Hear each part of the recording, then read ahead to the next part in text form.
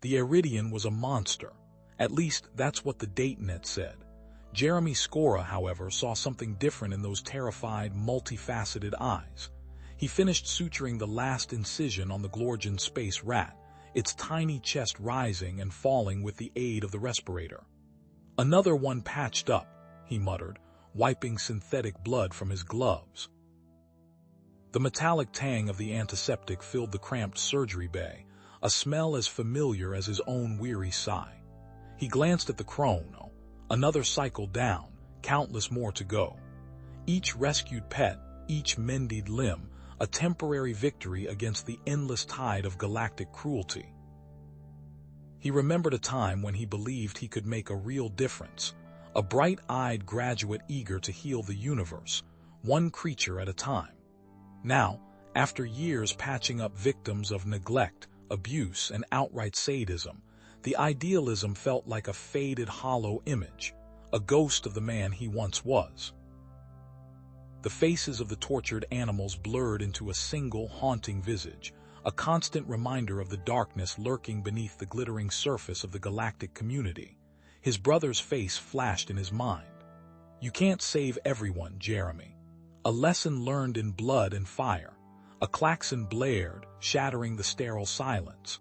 Red lights pulsed, bathing the surgery in an ominous glow. An automated voice cut through the din. "Emergency transport inbound. Subject, Iridian. Classification, Category 5 threat. Containment protocols in effect." Jeremy frowned. A Category 5, that was reserved for the truly dangerous. He pushed away from the operating table, the Glorgian safely ensconced in a recovery pod. He made his way to the observation deck, the hum of the station's life support systems a constant companion. Through the reinforced viewport, he saw the transport docking, its hull scarred and blackened. From its maw, a heavily armored containment unit was slowly, carefully extracted. The Iridian. Even through the energy field shimmering around the container, its size was imposing. At least 3 meters tall, a bipedal form covered in thick, chitinous plates the color of obsidian. Razor-sharp claws, each the length of Jeremy's forearm, tipped powerful limbs. But it wasn't the size or the claws that caught Jeremy's attention. It was the eyes. 6 of them, arranged in a cluster, reflecting the harsh light of the station. And in those eyes, amidst the primal fear, he saw something else, a desperate, pleading intelligence. It clashed violently with the monster designation flashing on the DataNet feed. "Terminate on sight. That's what they should do," growled a voice behind him. Sergeant Krill, the station's head of security, stood beside him, his hand resting on the butt of his pulse rifle. "Iridians are nothing but savage beasts. Kill first, ask questions later." The other security personnel murmured in agreement, their faces etched with apprehension. Jeremy turned, his voice surprisingly firm. "She's wounded, Sergeant, severely. I can see that from here. My oath is to provide medical care regardless of species. We can't just execute her based on prejudice." "Prejudice?" "They've slaughtered entire colonies, Doctor," Krill spat, his eyes narrowed. "That thing doesn't deserve our help. It deserves a plasma blast to the face." The station commander, a weary-looking human named Eva Ristova, approached. "Sergeant, stand down. Dr. Scora is right. We can't just execute a prisoner without even assessing the situation." "Doctor, you have permission to examine the Iridian. But be warned," she added, her gaze hardening. "Any sign of aggression, any threat to station personnel, and I will authorize immediate termination. Is that understood?" Jeremy nodded, his gut churning. "Understood, Commander." He knew he was walking a tightrope, his compassion pitted against the ingrained fear and prejudice of the entire station. He donned a biohazard suit, the cool fabric a small comfort against the rising tension. He approached the containment cell, the air thick with anticipation. Inside, the Iridian was huddled in a corner, its massive frame trembling. The energy field flickered, casting distorted shadows that danced across the walls. The air smelled acrid, a mix of fear pheromones and alien musk. As Jeremy approached, the Iridian reacted. A low hiss escaped its throat, a sound that vibrated deep in Jeremy's chest. It snapped its claws, the obsidian blades flashing in the dim light. But even in its aggression, Jeremy saw the pain, the desperation. Its movements were clumsy, hampered by obvious injuries. "Easy," Jeremy said, his voice calm and soothing, projecting a sense of reassurance.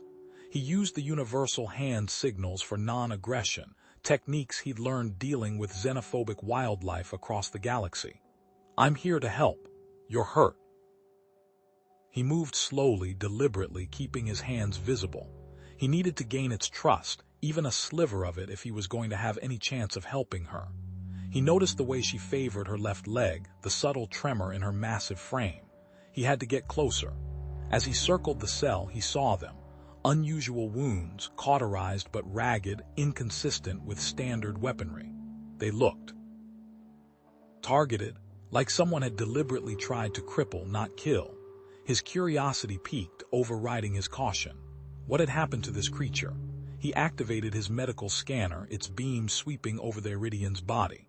The results scrolled across his visor: multiple fractures, internal hemorrhaging, signs of severe trauma, far more extensive than the initial report indicated. Someone had deliberately downplayed the extent of her injuries, almost like they wanted her to die. A harsh voice crackled over his comm. "Skora, what's the holdup? We're losing patience. If that thing makes one wrong move." "I need more time," Jeremy replied, his voice tight. "Her injuries are far worse than we thought. I can't just rush in there. I need to stabilize her." "We're not risking the station for a damn monster," the voice snarled. "Commander's orders or not, we're overriding the containment field in 5, 4. Jeremy ignored them.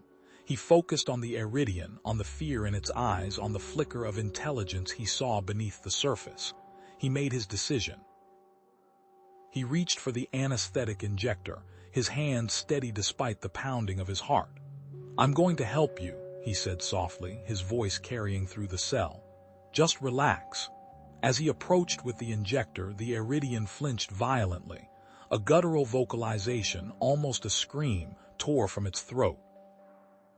Simultaneously, the lights in the containment cell flickered, and a power surge coursed through the station, causing the medical scanner to shut down and plunging that section of the station into momentary darkness.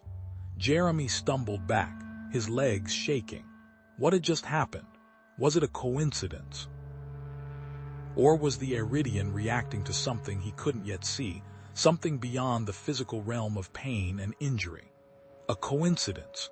He entered the data about the power surge into Arya's medical log, flagging it for later analysis. Equipment malfunctions happened all the time on a station this old, but the timing, it felt significant. He refocused on the task at hand, tending to the alien's wounds. As he probed deeper, his fingers brushed against something hard, something that shouldn't be there. He activated the medical scanner, but the image was distorted, unclear. Frustrated, he switched to manual examination, his brow furrowing. Embedded deep within the muscle tissue were fragments shrapnel. The alloy was unknown, resisting standard medical scanning protocols. Where had this come from? What kind of weapon could produce such fragments? He carefully began extracting the shrapnel, using specialized tools to avoid further damage. As he worked, he noticed something remarkable. Arya barely flinched. For a creature of her size with wounds this severe, her pain tolerance was unusually high. Was it genetic? Some form of advanced pain suppression technology integrated into her biology? It was another piece of the puzzle, another question mark in the growing file he was building around this enigmatic creature. As Jeremy continued his work, Arya's breathing slowed, her massive chest rising and falling in a more regular rhythm. The tension in her muscles seemed to ease. She was calming down, allowing him to clean and bandage her wounds with a minimum of resistance. It wasn't much, but it was progress, a sign of growing trust. Later, while Jeremy ate a protein bar, he noticed Arya watching him intently, her multifaceted eyes following every movement. On a whim, he broke off a piece and offered it to her. She hesitated, her head cocked to one side, then cautiously reached out with a clawed hand and took the offering. She sniffed it, then tentatively nibbled at the edge. It was a small gesture, but it spoke volumes about her intelligence and her willingness to cooperate, to connect. The door to the medbay hissed open and Commander Zara strode in, her face grim. "Skora, I need an update. The council is breathing down my neck. They want to know if this monster is stable, contained, or a threat." Her voice dripped with skepticism. Jeremy stood his ground. "Commander, Arya is responding well to treatment. Her condition has improved significantly, and I wouldn't call her a monster. She's wounded, scared, and clearly a victim of something we don't yet understand." Zara scoffed. "A victim, Skora, that thing could tear us all apart. We found it drifting in derelict ship in restricted space. It's a threat until proven otherwise. With all due respect, Commander, she hasn't shown any aggression. All of her actions have been defensive. Give her a chance, please." Zara's expression hardened. "I'm giving you a chance, Skora. Don't let your sympathies cloud your judgment. The safety of this station is my priority." As she turned to leave, she paused, her gaze flicking towards a newly installed surveillance camera in the corner of the room. "I'll be watching." Jeremy felt a chill run down his spine.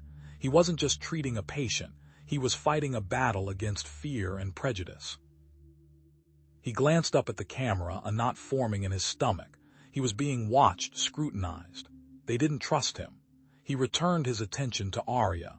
He began to observe her closely, meticulously documenting every detail. He noticed subtle changes in her behavior, increased alertness, a focused gaze that seemed to pierce through him, and attempts to mimic his movements. When he scratched his chin, she raised a clawed hand towards her own. When he spoke, she tilted her head as if trying to decipher the sounds. Her intelligence was undeniable. Then it happened. Arya reached out with one of her claws and gently touched his hand. Not a swipe, not an attack, but a deliberate, tentative touch. The claw, usually a symbol of danger, was used with surprising delicacy. It was an attempt to communicate, to bridge the gap between them, a clear breakthrough. He decided to try something. He grabbed a data slate and pulled up a series of simple images, a picture of himself, a picture of the medbay, a picture of the station. He pointed to each image, vocalizing simple sounds. Jeremy, medbay, station. Arya watched intently, her eyes narrowed in concentration. Then she responded. She vocalized a series of complex sounds, a melodic sequence of clicks, whistles, and guttural tones that seemed to vibrate the air around them. It was as if she was trying to reciprocate, to speak his language. Suddenly, the lights flickered. A high-pitched whine filled the air. Jeremy glanced at the comms panel on the wall. The display was a mess of static and distorted images. Garbled audio crackled from the speakers. Zara's voice boomed over the intercom. "Security lockdown. Seal off Sector 4. I repeat, seal off Sector 4. The Iridian is transmitting a distress signal." Arya flinched at the sound of Zara's voice, banging against the cell walls and emitting a high-pitched whine that caused the lights to flicker even more violently.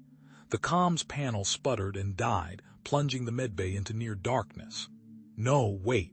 Jeremy shouted, but it was too late. He realized what was happening. Arya wasn't transmitting a signal. She was trying to understand, to mimic. The comms disruptions were a side effect of her attempts to replicate human speech, her vocalizations interfering with the station's systems. He rushed to the intercom. "Commander, listen to me. She's not sending a signal, she's trying to communicate. The interference is a result of her vocalizations." Zara's voice, cold and unwavering, crackled back. "Skora, stand down, you're too close to this. The Iridian poses an imminent threat. We can't take any chances." "But you're wrong, she's not a threat, she's just scared and confused. I'm overriding your authority, Skora. Prepare to terminate the Iridian." Jeremy's blood ran cold. "You can't do that, she's innocent." "Step aside, Skora." Zara's voice was now devoid of all emotion. "Or you will be considered a traitor to this station." I'm relieving you of your duties, Dr. Skora. Zara's voice was cold, devoid of any warmth. Effective immediately. Jeremy stood his ground. You can't just I can and I am. You're interfering with station security protocols. I gave you a direct order. I believe this creature is a threat, Doctor. Are you questioning my judgment? The edge in her voice was razor sharp. I'm saying she's scared, not dangerous. Jeremy retorted, gesturing towards Arya, who flinched at the raised voices. She's trying to tell us something. Zara's eyes narrowed. Security, she barked into her calm, detain Jeremy Skora. He is to be confined to quarters pending a full psychiatric evaluation. 2 guards moved forward, energy batons humming to life. Jeremy knew he couldn't reason with Zara, not now. He wasn't going to let them cage Arya either. I'm not going anywhere, he said, his voice low. He sidestepped the first guard, using the examination table for leverage, and shoved past the second, heading for the door. He's resisting. Stun him. Zara yelled, her face flushed with anger. The guards gave chase, their boots echoing in the sterile corridor. Jeremy knew the station's layout better than they did. Years of navigating its labyrinthine passages had given him an edge. He ducked into a side hallway, weaving through crates of medical supplies. He could hear the guards behind him, their heavy breathing punctuated by the crackle of their batons. He had to get to the veterinary lab. It was his best chance. He reached the lab's entrance, slamming the access panel. A red light flashed as he bypassed the security lock, a skill he'd honed over countless late nights. The door hissed open, and he slipped inside, sealing it behind him. The familiar scent of antiseptic and exotic animal pheromones filled his nostrils. He activated the lab's internal security system, a series of laser grids and sonic deterrents designed to keep unruly patients contained. It wouldn't hold off station security for long, but it would buy him some time. He moved to his workstation, his fingers flying across the keyboard. He needed information, and he needed it fast. He accessed restricted files, sifting through data on alien biology and weaponry. He searched for anything that matched the shrapnel he'd removed from Arya's wounds. After what felt like an eternity, a partial match appeared on the screen. The alloy composition was consistent with weapons manufactured by Xylos Corp, a galactic mining corporation infamous for its ruthless exploitation of alien worlds. A knot formed in Jeremy's stomach. He'd heard whispers about Xylos Corp's methods: forced labor, ecological devastation, even genocide. He dug deeper, searching for records of Xylos Corp activity near Arya's home system. The data was heavily redacted, but he found enough to confirm his suspicions. Xylos Corp had been operating in the vicinity of Arya's planet just months before she was found adrift. The pieces were falling into place, painting a grim picture. They were responsible for her injuries and, most likely, the destruction of her home. Suddenly, a wave of nausea washed over him. Images flashed before his eyes: burning forests, crumbling cities, terrified faces. He stumbled back, clutching his head. Arya. She was projecting her memories, her pain, directly into his mind. The sensory overload was intense, overwhelming. He saw a vibrant, green world transformed into a desolate wasteland. He saw families torn apart, fleeing in desperation. He felt the crushing weight of loss, the burning sting of injustice. He collapsed to the floor, gasping for air. When he regained consciousness, the images were gone, but the emotions lingered, raw and visceral. He understood now. Arya's people weren't invaders.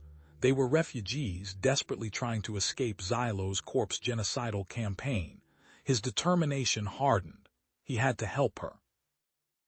He had to expose Xylos Corp and bring them to justice. A high-pitched whine filled the lab. Zara, alerted to his unauthorized access, had tightened security.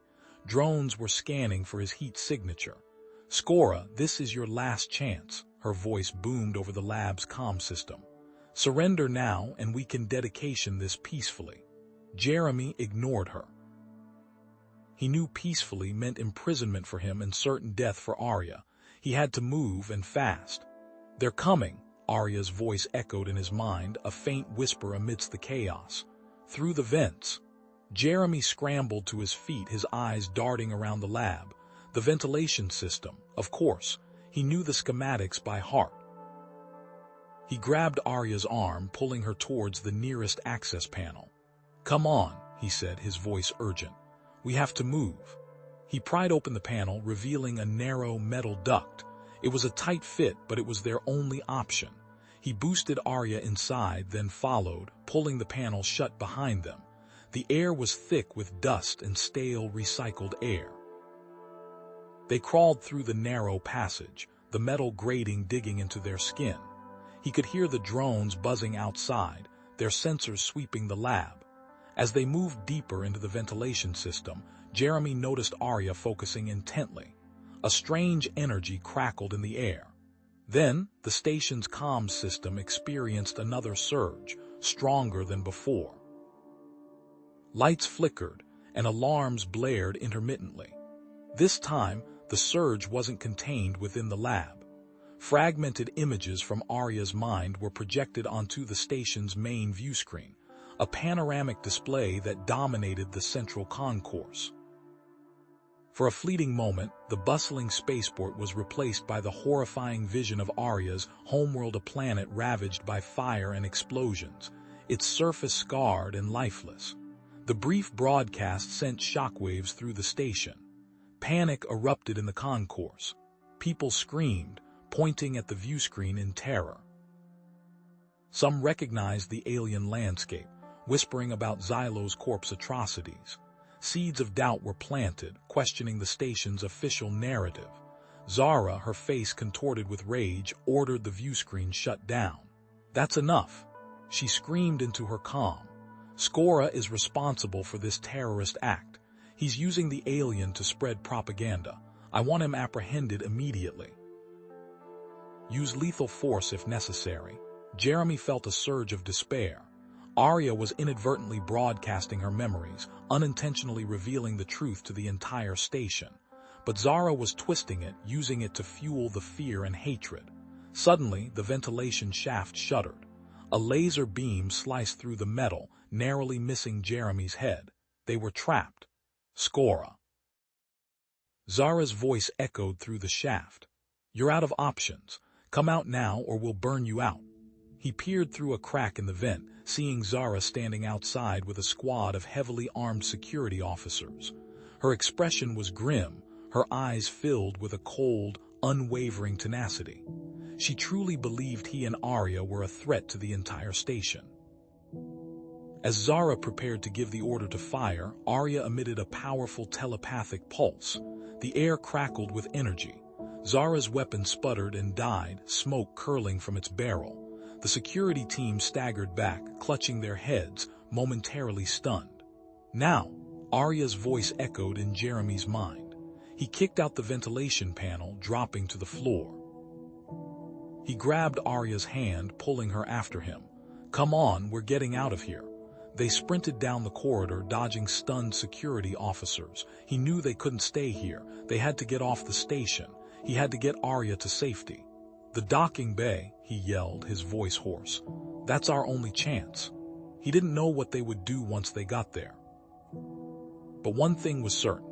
They were running out of time. The docking bay was a maelstrom of controlled chaos. Shuttles screamed in and out of berths, their retro thrusters momentarily overpowering the recycled air with the acrid tang of ionized fuel. Security personnel, clad in dark blue plastisteel, hurried through the crowds, their faces grim beneath mirrored visors. Jeremy, his hand firmly gripping Arya's scaled arm, scanned the rows of vessels. His gaze snagged on a rust-streaked freighter tucked away in a less trafficked corner of the bay. The Stardust Drifter, its name barely legible beneath layers of grime, looked like it hadn't seen a maintenance cycle in years. Perfect, less monitored. They approached cautiously, the rhythmic clang of a wrench against metal growing louder. A figure emerged from beneath the freighter's chassis, wiping grease from his brow with a stained rag. He was a stocky human with a grizzled beard and eyes that seemed to hold the weight of 1,000 spaceports. "Something I can do for you," he grunted, his voice raspy. A name tag on his oil-stained coveralls read Mac. Jeremy took a breath. "We need to get off this station now," he lowered his voice, "and we need your help." Mac raised a skeptical eyebrow, his gaze lingering on Arya. "That's a tall order, especially with her." "She's not a monster," Jeremy insisted, his voice tight. "She's a refugee. They're hunting her, just listen." He quickly outlined Arya's story, the exploitation of her people, the lies propagated by the corporation. He laid bare his own conviction, his own growing sense of responsibility. Mac listened, his expression unreadable. He spat a stream of lubricant-laced saliva onto the grimy deck. "Refugee, huh? That's a new spin. Look, friend, I'm just trying to keep this heap of junk flying. Getting involved in galactic politics ain't on my manifest." But there was a flicker in his eyes, a hint of something beneath the gruff exterior. "I'm not asking you to fight a war," Jeremy pleaded. "Just get us off the station, hide us. We can pay." Mac considered for a long moment, his gaze shifting between Jeremy and the wary Arya. "There's a concealed cargo compartment. Tight squeeze, no guarantees about life support. 5,000 credits, up front." Jeremy hesitated but nodded. It was everything he had, but Arya's safety was worth more. "Deal." As they started toward the Stardust Drifter's boarding ramp, a klaxon blared through the docking bay, cutting through the mechanical din. A cold, amplified voice echoed from the station's speakers. "Attention all personnel. Station-wide lockdown initiated.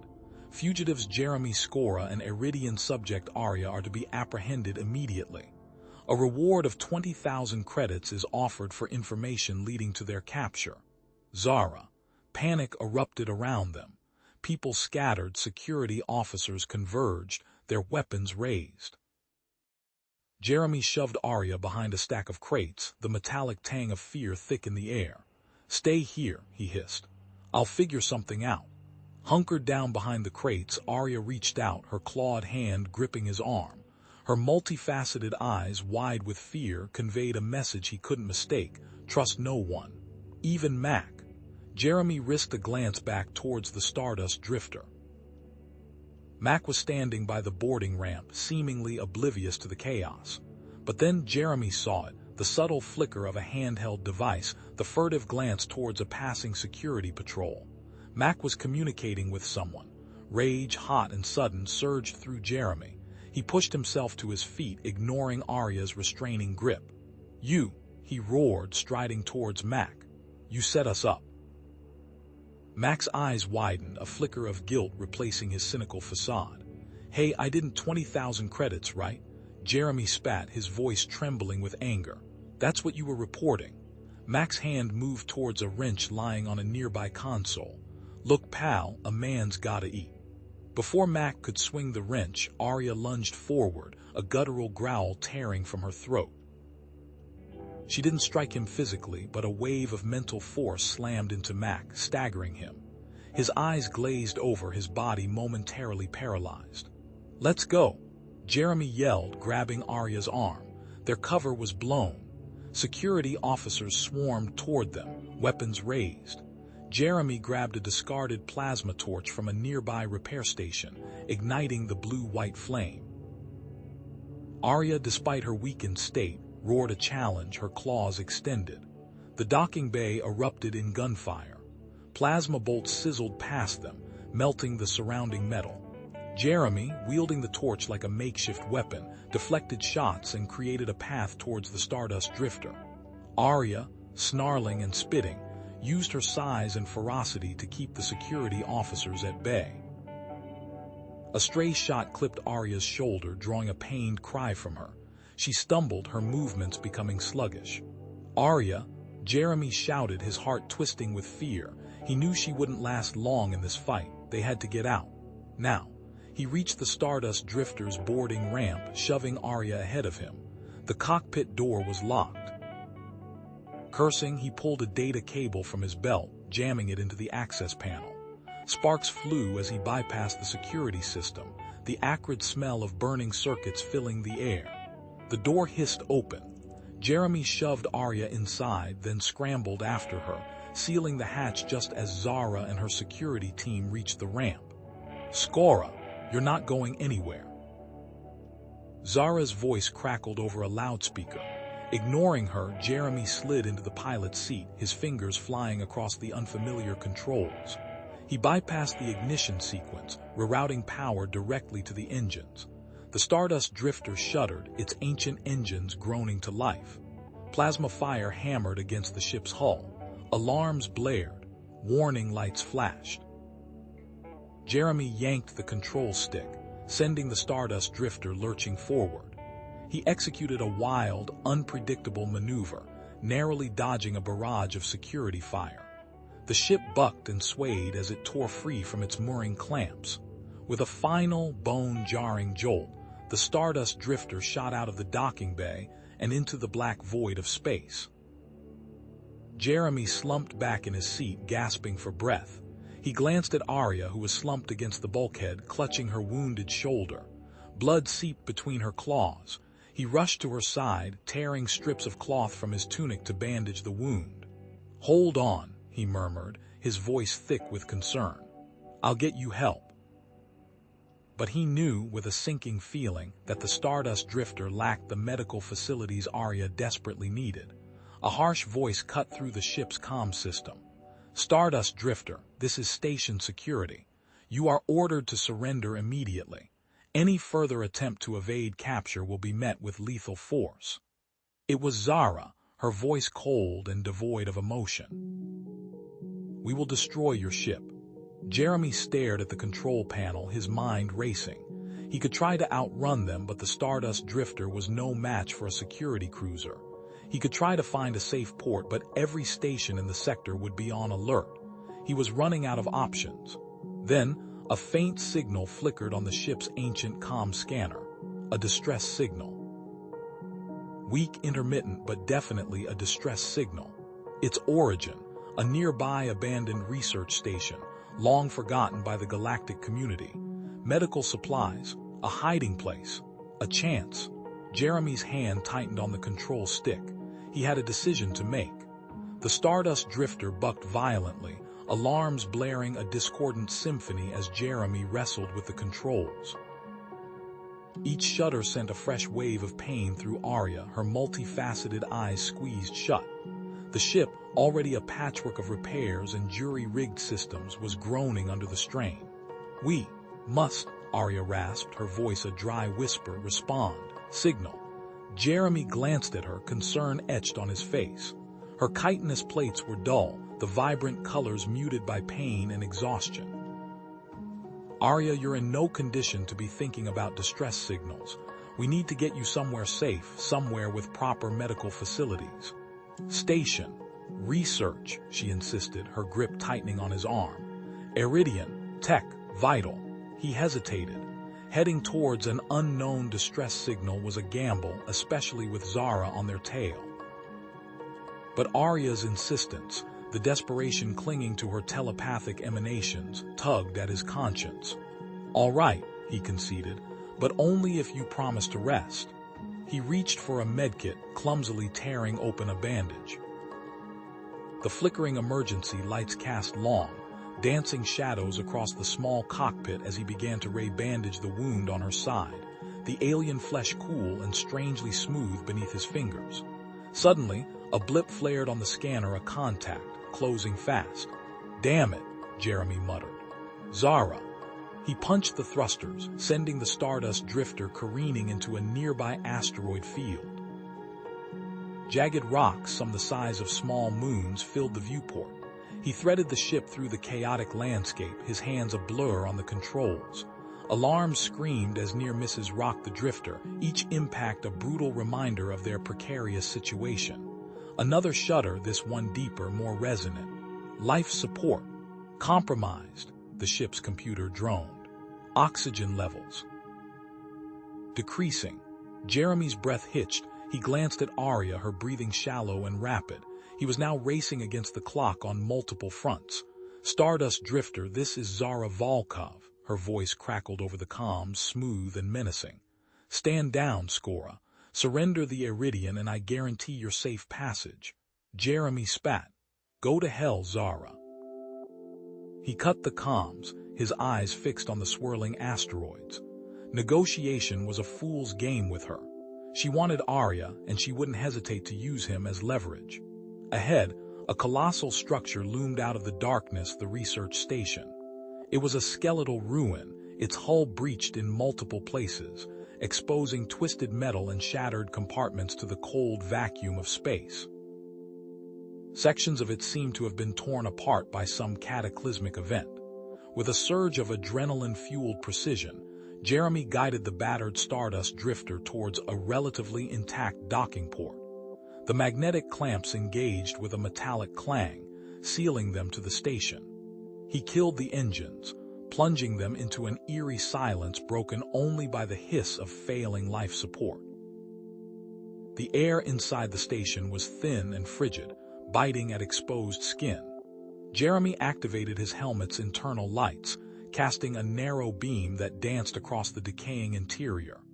Dust motes swirled in the artificial glow, illuminating corroded consoles and shattered viewports. The silence was unnerving, a heavy blanket that muffled even their own breathing. Using what little power remained in the Stardust drifter's auxiliary cells, Jeremy managed to reroute a trickle of energy to a small section of the station. Emergency lights flickered to life, revealing the grim reality of their surroundings. They found the main medical bay, or what was left of it. Equipment lay scattered and broken, wires hanging like severed nerves, monitors displaying only static. Arya, her strength fading, pointed a trembling hand towards a hulking piece of machinery. "Scanner, diagnostic, Iridian." Jeremy examined the device. It was ancient, its surface scarred and pitted, but it looked relatively intact. "I can try," he said, doubt lacing his voice. "But I'm no miracle worker." He began to tinker with the scanner, his fingers flying across the damaged control panel. He rerouted power from the ship's dwindling reserves, a desperate gamble that could leave them stranded. The scanner shuddered, sputtered, and then, miraculously, flickered to life. A cascade of symbols filled the screen, a language both alien and mesmerizing. Arya gasped, her eyes widening. She began to translate, her voice strained but clear. "Radiation, poisoning, rare, form, antidote, restricted." "Restricted?" Jeremy asked, his heart sinking. "Code, bypass," she murmured, her brow furrowed in concentration. "Remember, voices, fragment." She clutched her head, a wave of pain washing over her. Suddenly her eyes snapped open, wide with alarm. "We are not alone," she whispered, her voice barely audible. "Something, here in the dark." A red light flashed on the Stardust drifter's console. "Incoming transmission," the computer announced. Then Zara's voice boomed through the station's comm system, amplified and distorted. "Jeremy Skora, this is your final warning. Surrender the Iridian or I will vaporize this station. You have 1 hour." Jeremy stared into the darkness, his hand resting on the makeshift weapon he'd cobbled together from scavenged parts. 1 hour. Find the antidote, face whatever lurked in the shadows, and somehow escape Zara's grasp. The odds, he knew, were stacked against him. Jeremy paused, letting Zara's words hang in the air. A chance to survive. The offer felt like a viper coiled around his throat. I need a moment," he stammered, feigning internal conflict. "This is a lot to take in." His mind raced. Zara's proposition was a distraction, a means to an end. He needed time, just a few precious minutes. "I'm not sure what to do," he added, forcing his voice to waver. "The corporation." While he spoke, his fingers, hidden from Zara's view, worked quickly. He reached for the emergency clamps securing the docking port to the station. With a grunt, he tightened the first one, the metal protesting under the strain. Then he rerouted the trickle of emergency power, diverting it from the useless blinking lights to the medical bay's failing life support system. A gamble, but Arya needed air more than ambience. Arya gasped, a tremor running through her massive frame. Pain radiated from her, a psychic scream that resonated in Jeremy's mind.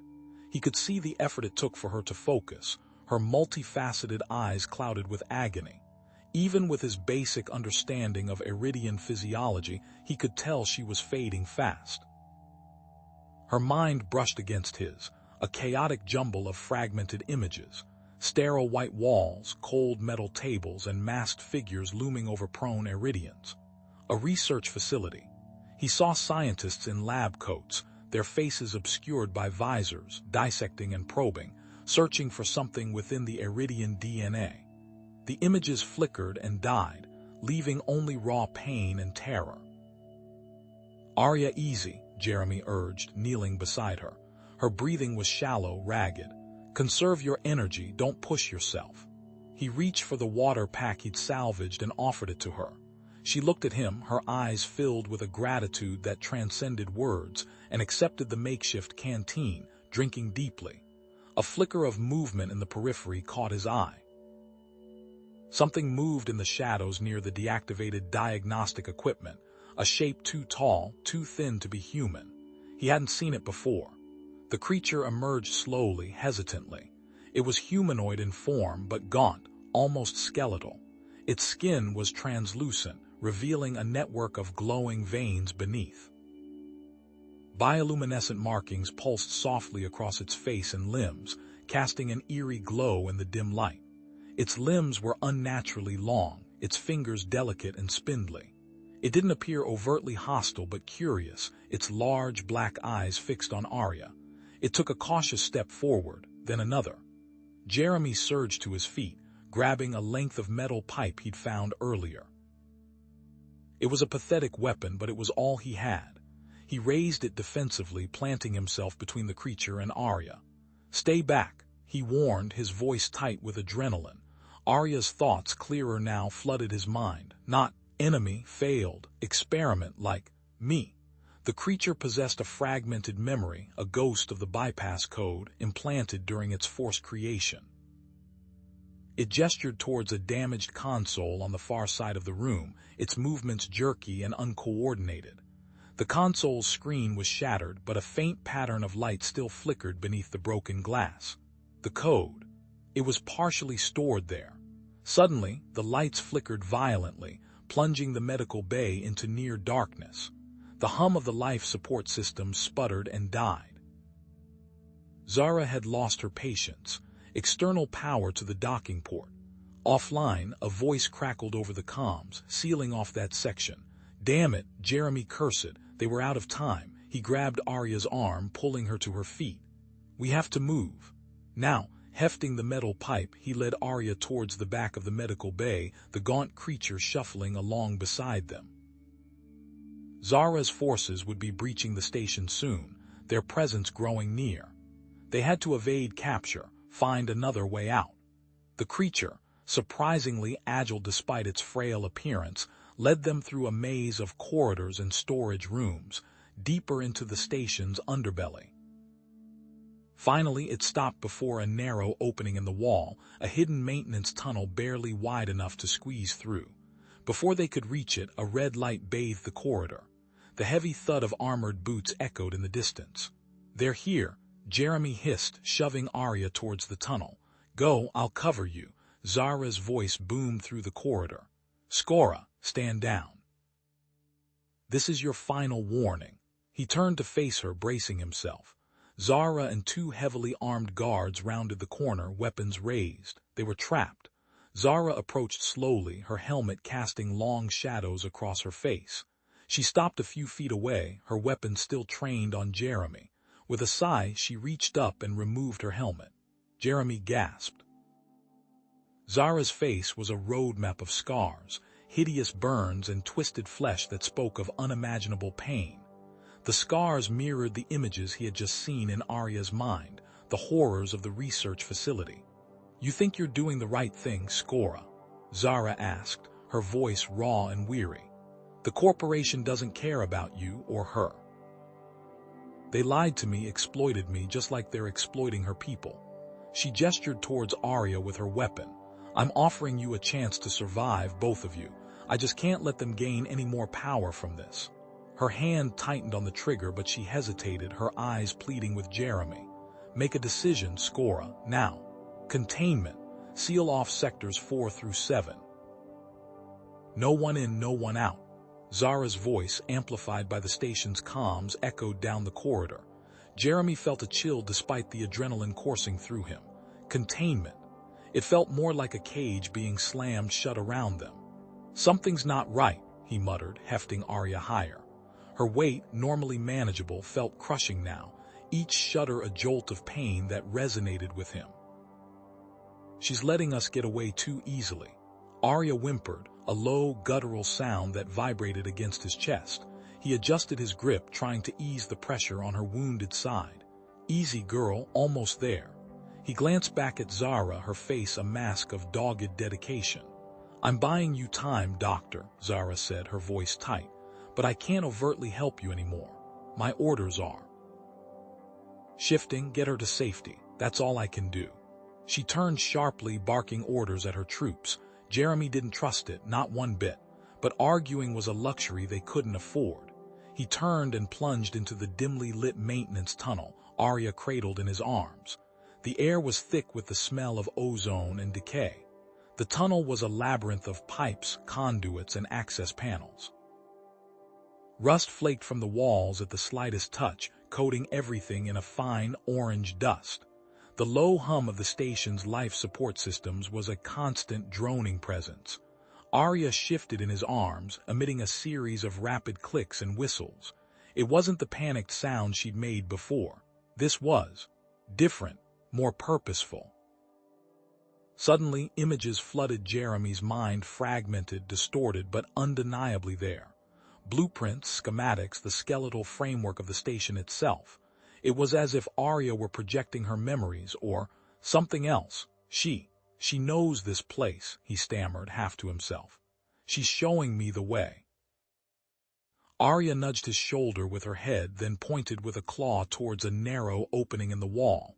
It was barely wide enough for a human to squeeze through, let alone carry someone. That way? Jeremy asked, doubt etched on his face. But it's tiny. She clicked again, more urgently this time. Images of structural weaknesses, bypass security sensors, and hidden passages flashed through his mind. This wasn't just instinct, it was knowledge. All right, he conceded, shifting Arya's weight again. But you're going to have to guide me, and try to keep the telepathy to a minimum, okay? My head's already pounding. The passage was even tighter than it looked. Jeremy had to contort his body, pushing and wriggling his way through, the rough metal scraping against his skin. The medical kit bumped against his back, threatening to dislodge with every movement. He tasted blood where he bit his lip. He finally emerged on the other side, gasping for breath, his clothes torn and his body aching. Arya, surprisingly, seemed invigorated. Next time we take the elevator, he grumbled, wiping sweat from his brow. Arya responded with a soft chirp, then pointed downwards. The tunnel sloped sharply, leading into darkness. The air grew heavy, thick with the smell of stagnant water. Oh, great, Jeremy sighed. Flooded tunnels, just what we needed. Arya projected another image, a drainage pump, its power lines severed, its mechanisms rusted and seized. It was their only way through, and it was broken. We need to reroute power, Jeremy said, running a hand over his face. Which means, back into the main corridor and Zara's troops. They moved cautiously, sticking to the shadows until they reached a junction box. Jeremy worked quickly, rerouting the power, his fingers flying over the corroded controls. He risked a glance down the corridor. Then he saw them, two figures in black armor, their weapons raised, moving towards them. Arya emitted a low growl, her claws extended. Hold on, Jeremy whispered. I'm almost done. But then Arya tensed, her body vibrating with a strange energy. She projected an image, Zara's troops, not just in the corridor but also approaching from the other direction, sealing them in. They're flanking us. Jeremy shouted, his voice barely a whisper. He ripped a wire from the junction box, sparks flying, and jammed it into the pump's control panel. Nothing. It's sabotaged, he realized, his heart sinking. It needs manual repair. He looked at Arya, then back at the approaching figures. I have to fix it. He scrambled towards the pump, ignoring the pain in his body, his mind racing. He could hear the heavy thud of boots growing closer. Suddenly, a voice crackled in his ear. Doctor, hurry, they're under orders to terminate. It was Zara, her voice strained. I can't hold them back much longer. Jeremy cursed under his breath, his fingers working frantically. A loose wire, a corroded contact. He saw the problem, a simple fix, but time was running out. Doctor, now. Zara's voice was edged with panic. He twisted the wire, praying it would hold. He rerouted the power, flipped the switch. The pump sputtered, coughed, and then roared to life, sucking the water from the tunnel with a deafening gurgle. Just as the water level began to drop, Zara's troops rounded the corner, their weapons trained on them. Hold your fire, Zara shouted, her voice barely audible above the pump's roar. But it was too late. A volley of laser fire erupted, ricocheting off the walls, narrowly missing Jeremy and Arya. Zara screamed, a wordless cry of frustration and despair. She raised her hand, activating a small device. A sonic grenade. Everyone down, she yelled just before she detonated it. The world exploded in a cacophony of noise. Jeremy felt a searing pain in his head, his vision blurring, his body convulsing. Arya screamed. It wasn't a physical scream, but a telepathic one, a piercing, agonizing wave of sound that slammed into his mind, shattering his thoughts, scrambling his senses. The troops around them collapsed, clutching their heads, their faces contorted in agony. Even Zara staggered, her hand flying to her ear. The station itself seemed to groan under the force of the telepathic assault. Lights flickered, alarms blared, and the entire structure shuddered violently. In the chaos, the creature moved with surprising speed. It lunged forward, seizing Zara by the arm, and dragged her towards the flooded tunnel, pulling her away from her stunned troops. Jeremy, still reeling from the sonic attack and Arya's telepathic scream, stumbled after them, his head throbbing, his vision swimming. They plunged into the darkness of the tunnel, the sound of the pump echoing behind them. They found temporary shelter in a small, cramped control room overlooking the station's external docking clamps. The room was filled with flickering monitors and broken control panels, a testament to the station's age and disrepair. Arya, still trembling from the sonic attack, slumped against the wall, her eyes closed, her breathing shallow. Zara, her face pale, stared at the creature, her expression a mixture of fear and confusion. The creature gestured towards a bypass console, its multifaceted eyes gleaming in the dim light. It clicked again, a series of rapid, urgent sounds. It says the final fragment of the code. It requires a dangerous procedure, Jeremy stammered, translating the images flashing through his mind. The creature projected an image of Arya, her mind linked to the station's mainframe, a web of energy connecting her brain to the complex network of circuits and processors. Part of her mind must be linked with the mainframe. To create a connection, Jeremy continued, his voice trembling, it's incredibly risky. Absolutely not, Jeremy said, his voice firm. I won't risk her like that. There has to be another way. Zara shook her head, her expression grim. There isn't, Doctor. We're out of time. The lockdown will be complete soon. This might be our only chance. Arya opened her eyes, her gaze meeting Jeremy's. Her expression was calm, resolute. My people, they depend on us, she projected, her voice barely a whisper in his mind. This link. It could help me remember the details of my past, the location of our homeworld.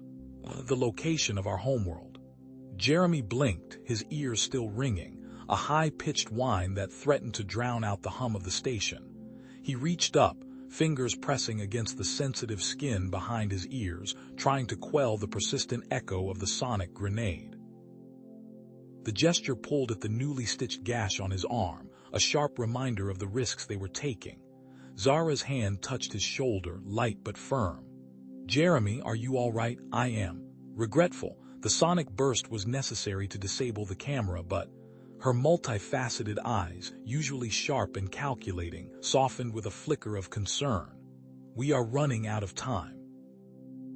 The creature, ignoring their exchange, was already at the bypass console, its chitinous fingers manipulating the controls with unsettling speed and precision.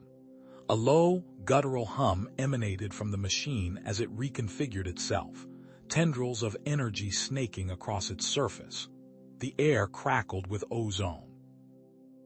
The creature was preparing the interface, a nest of pulsating cables and bioluminescent diodes for a direct mind link with Arya. "I still don't like this," Jeremy said, his voice tight with worry. He turned towards the creature. "What if this fries her brain? What if it causes irreparable neurological damage?" He knew the risks of interfacing with alien minds, even under controlled conditions. This was anything but controlled. The creature responded by projecting a holographic schematic above the console. It was a three-dimensional rendering of the Iridian brain and nervous system, a complex web of interconnected nodes and pathways unlike anything Jeremy had ever seen. Unfamiliar symbols pulsed around the diagram, accompanied by a stream of chirps and clicks that seemed to translate into complex data points. The creature highlighted specific areas, showing how the interface would target dormant memory engrams without causing permanent harm at least. That was the implied message within the alien imagery. Arya, seemingly oblivious to the technical display, stepped forward. With a hesitant but determined movement, she placed her massive hands on the designated points on the console. The metal plates conformed to the shape of her claws, glowing softly as they established contact. The connection sequence had begun. The station's lights flickered, a brief but noticeable dimming that cast long, distorted shadows across the room. A low groan resonated from the ancient power conduits embedded in the walls, struggling to meet the sudden surge in energy demand. The bypass system was drawing heavily on the station's reserves, pushing its limits. Jeremy focused on the medical scanner, his eyes darting between the readings. Arya's vitals were spiking. Her brain activity, normally a low, steady thrum, had erupted into a frenzied storm of electrical impulses. Energy levels fluctuated wildly, oscillating between near depletion and dangerous overload. Zara, her attention divided, scanned the station's security network. "Patrol activity is increasing," she reported, her voice tinged with urgency. "They are focusing their search on this sector. They know we're herein, are closing in." Arya's body began to convulse, a series of violent tremors that shook her massive frame. The console display erupted in a chaotic cascade of images, fragmented, distorted, but undeniably memories. Jeremy could glimpse flashes of the Iridian homeworld, towering crystalline structures that pierced the sky, lush landscapes teeming with alien flora, advanced technology humming with untold power. One image lingered longer than the others. Iridians living in harmony, their multifaceted eyes reflecting the soft glow of bioluminescent plants. They moved with a grace and purpose that spoke of a deep connection to their environment, a stark contrast to the war-torn refugee he was trying to save. Suddenly, Arya cried out, a telepathic scream that ripped through Jeremy's mind. It was a raw, visceral expression of pain and terror, a memory of the corporate assault, the sky raining fire, the ground erupting in explosions, the screams of her people echoing across the ravaged landscape. Amidst the chaos, a fragmented image coalesced on the console, a bypass code partially revealed, shimmering with an ethereal glow. Beneath it, a set of coordinates, the location of a hidden corporate facility, buried deep within a nebula shrouded in electromagnetic interference. Then, the system overloaded. A surge of energy coursed through the console, throwing sparks and triggering alarms. The mind link severed abruptly, plunging Arya into unconsciousness. Her body went limp, her massive form collapsing against the console. "Arya," Jeremy shouted, abandoning the scanner and rushing to her side. He checked her pulse, his fingers pressing against the thick hide of her neck, faint but steady. He grabbed a vial of stimulant from his medical kit, injecting it directly into her bloodstream. Zara, her eyes wide with alarm, pointed towards the tunnel entrance. "Corporate security forces are breaching the outer tunnels," she said, her voice barely above a whisper. "They will be here soon." The creature, ignoring the immediate threat, gestured urgently towards the unconscious Arya. Its chitinous mandibles clicked together in what Jeremy interpreted as a desperate plea. The procedure had to be completed. The information, however fragmented, was too valuable to lose. It was their only chance.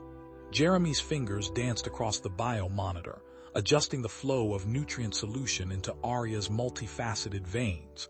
Ignoring Zara's clipped, "Skora, we need that data," he focused on the alien's shallow, erratic breathing. The Iridian's survival trumped any data retrieval, no matter how critical. A staccato burst of plasma fire erupted from behind him. Zara, her face grim, was a whirlwind of controlled aggression, disabling the advancing security drones with precise shots. The air crackled with the smell of ozone and burnt metal. "I said data, Jeremy, but I suppose keeping our patient alive is a close second. Just hurry it up." The overhead lights flickered violently, plunging the room into near darkness before surging back to life. A low, guttural hum resonated through the station, a sound that vibrated in Jeremy's teeth. "What was that?" Zara barked, pivoting to scan their surroundings. "The creature," Jeremy realized, his voice hushed. "It's overriding the station's systems, rerouting power, a diversion." He glanced at the biomonitor. Arya's vitals were stabilizing, but her condition was far from stable. He grabbed a portable medical scanner, its cool metal a stark contrast to the heat of the moment. The scanner painted a holographic image of Arya's neural pathways, a tangled mess of disrupted connections. "Severe neural shock," he muttered, "and potential memory loss, significant trauma." Zara, her weapon still raised, pointed to a barely visible access panel concealed behind a tangle of damaged wiring. "Maintenance tunnel, only viable escape route, unmonitored. For a reason. Station regulations cite structural instability and other hazards." Without a word, Jeremy scooped Arya into his arms, her massive frame surprisingly light. "Lead the way," he said, his voice firm. The tunnel was a claustrophobic maze of pipes, conduits, and dripping condensation. The air hung thick with the metallic tang of decay and the cloying sweetness of fungal growth. Zara, her senses honed, moved with a practiced ease, her footsteps barely audible. Jeremy, burdened by Arya, stumbled occasionally, the rough metal grating scraping against his boots. Suddenly, a thick greenish fog billowed from the vents, obscuring their vision. Jeremy coughed, his eyes watering. The air shimmered with an oily sheen. "Non-lethal," Zara gasped, her voice distorted by the gas, "but disorienting. Keep moving." As they pressed deeper into the tunnel, Zara paused, her brow furrowed in concentration. "The comms. The data I was trying to send." It was compromised, fragmented. She struggled to recall the sequence. Coordinates, partial, section gamma, research, something about a moon. Jeremy, his mind racing, pieced together the fragments. A research facility, hidden, remote, uncharted moon, that's where they took her from. Zara stopped abruptly, her hand resting on a corroded metal door. "Escape pod. Damaged but functional. Hidden bay. This way." They maneuvered Arya into the cramped escape pod, strapping her into a repurposed crash couch. The air inside was stale and recycled, smelling faintly of burnt plastic and desperation. Jeremy secured the restraints, his movements quick and efficient. From the tunnel entrance, the creature emitted a series of high-pitched clicks and whirs, its multifaceted eyes gleaming in the dim light. The escape pod shuddered as the creature interfaced with its systems, manipulating the launch sequence. "It's masking our launch signature," Zara explained, minimizing detection. "Smart." Zara handed Jeremy a small, encrypted data chip. "Decryption key." Relic from my corporate days, might bypass some security measures at the facility. As the escape pod sealed and the launch sequence initiated, Jeremy reviewed the fragmented bypass code Zara had provided. It wasn't a standard data stream, it was an audio frequency, complex, layered, almost musical. "This isn't code," he said, his voice tight with realization. "It's sound." "Iridian songs," Zara whispered, her gaze fixed on the viewport. "That's what it sounds like." Zara reached into a pouch on her belt and produced a small recording device. "I managed to get a recording of the creature. When it was speaking Iridian, before all this went down, maybe it will help." With a jolt, the escape pod detached from the station, rocketing through space towards the inky blackness. Hyperspace shimmered into existence, swallowing them whole as they hurtled towards the uncharted moon and the hidden facility. Jeremy, his brow furrowed in concentration, began analyzing the audio frequency, comparing it to Zara's recording and cross-referencing it with the limited data on Iridian communication. He needed to unlock the code, and he needed to do it fast. Maybe Arya could help. The key was in her memories if he could somehow reach them. Zara turned to be sure they were really alone as she did not see the creature enter the pod. She closed the door behind them. The escape pod shuddered, a metal seed flung across the impossible distances of hyperspace. Its trajectory, a desperate gamble, was set for the uncharted moon, a cold, silent promise of sanctuary or, more likely, oblivion. Jeremy's gaze flickered between the swirling vortex outside the viewport and the monitors displaying Arya's vitals. The alien's breathing was shallow, erratic. Fluctuations danced across the screens, a grim testament to the continued neural distress. The attack had done more than wound her physically. It had fractured something deep within her mind. Cloaking integrity at 70% and falling, Zara's voice crackled over the comms, her tone tight with controlled urgency. "We're still undetected, but the closer we get to the moon, the weaker the field becomes. We need to be fast." Jeremy nodded, his fingers dancing across the console as he continued analyzing the audio frequency. The Iridian songs, once a source of comfort and connection, were now fragmented, distorted echoes. He clung to his knowledge of sonic therapy, desperately searching for a pattern, a key to unlock Arya's damaged mind. Arya stirred on the bio bed, her multifaceted eyes fluttering open. Disorientation clouded her gaze. Fragmented images seemed to flicker behind them like half-remembered dreams. She gasped, a low, guttural sound that resonated with pain. "SHHH, Arya," Jeremy murmured, switching to the Iridian language, his voice soft and soothing. "We're almost there. Rest. Remember the songs." Suddenly, the escape pod lurched violently. A high-pitched whine filled the cramped space, followed by a chorus of warning klaxons. The swirling vortex outside the viewport twisted and contorted, morphing into an impossible kaleidoscope of colors. "Hyperspace anomaly," Zara yelled, her fingers flying across the controls. "A ripple in the fabric of space-time. Brace yourselves." The pod was tossed around like a child's toy, groaning under immense pressure. Metal shrieked and sparks flew from exposed wiring. The very structure of the vessel seemed to be tearing itself apart. "Shields failing," Zara shouted over the din. "Rerouting power from life support, it's the only way." Jeremy knew what that meant. Reduced oxygen, minimal temperature control, but survival was paramount. He ripped his attention back to Arya. Her eyes were wide with terror, her body trembling. But within that fear he saw something else, a flicker of recognition, a fragmented memory struggling to surface. "Zara, what's our status?" Jeremy asked. "We're being pulled in," Zara yelled back. "Course is off. We need a bypass code or we're space dust." "Arya knows the code," Jeremy stated, his eyes locking on Arya's. "It's in her memories, fragmented, but it's there." He reached out, placing his hand gently on Arya's forehead. "Arya, I need you. Focus. Remember the path, the frequencies. Guide me."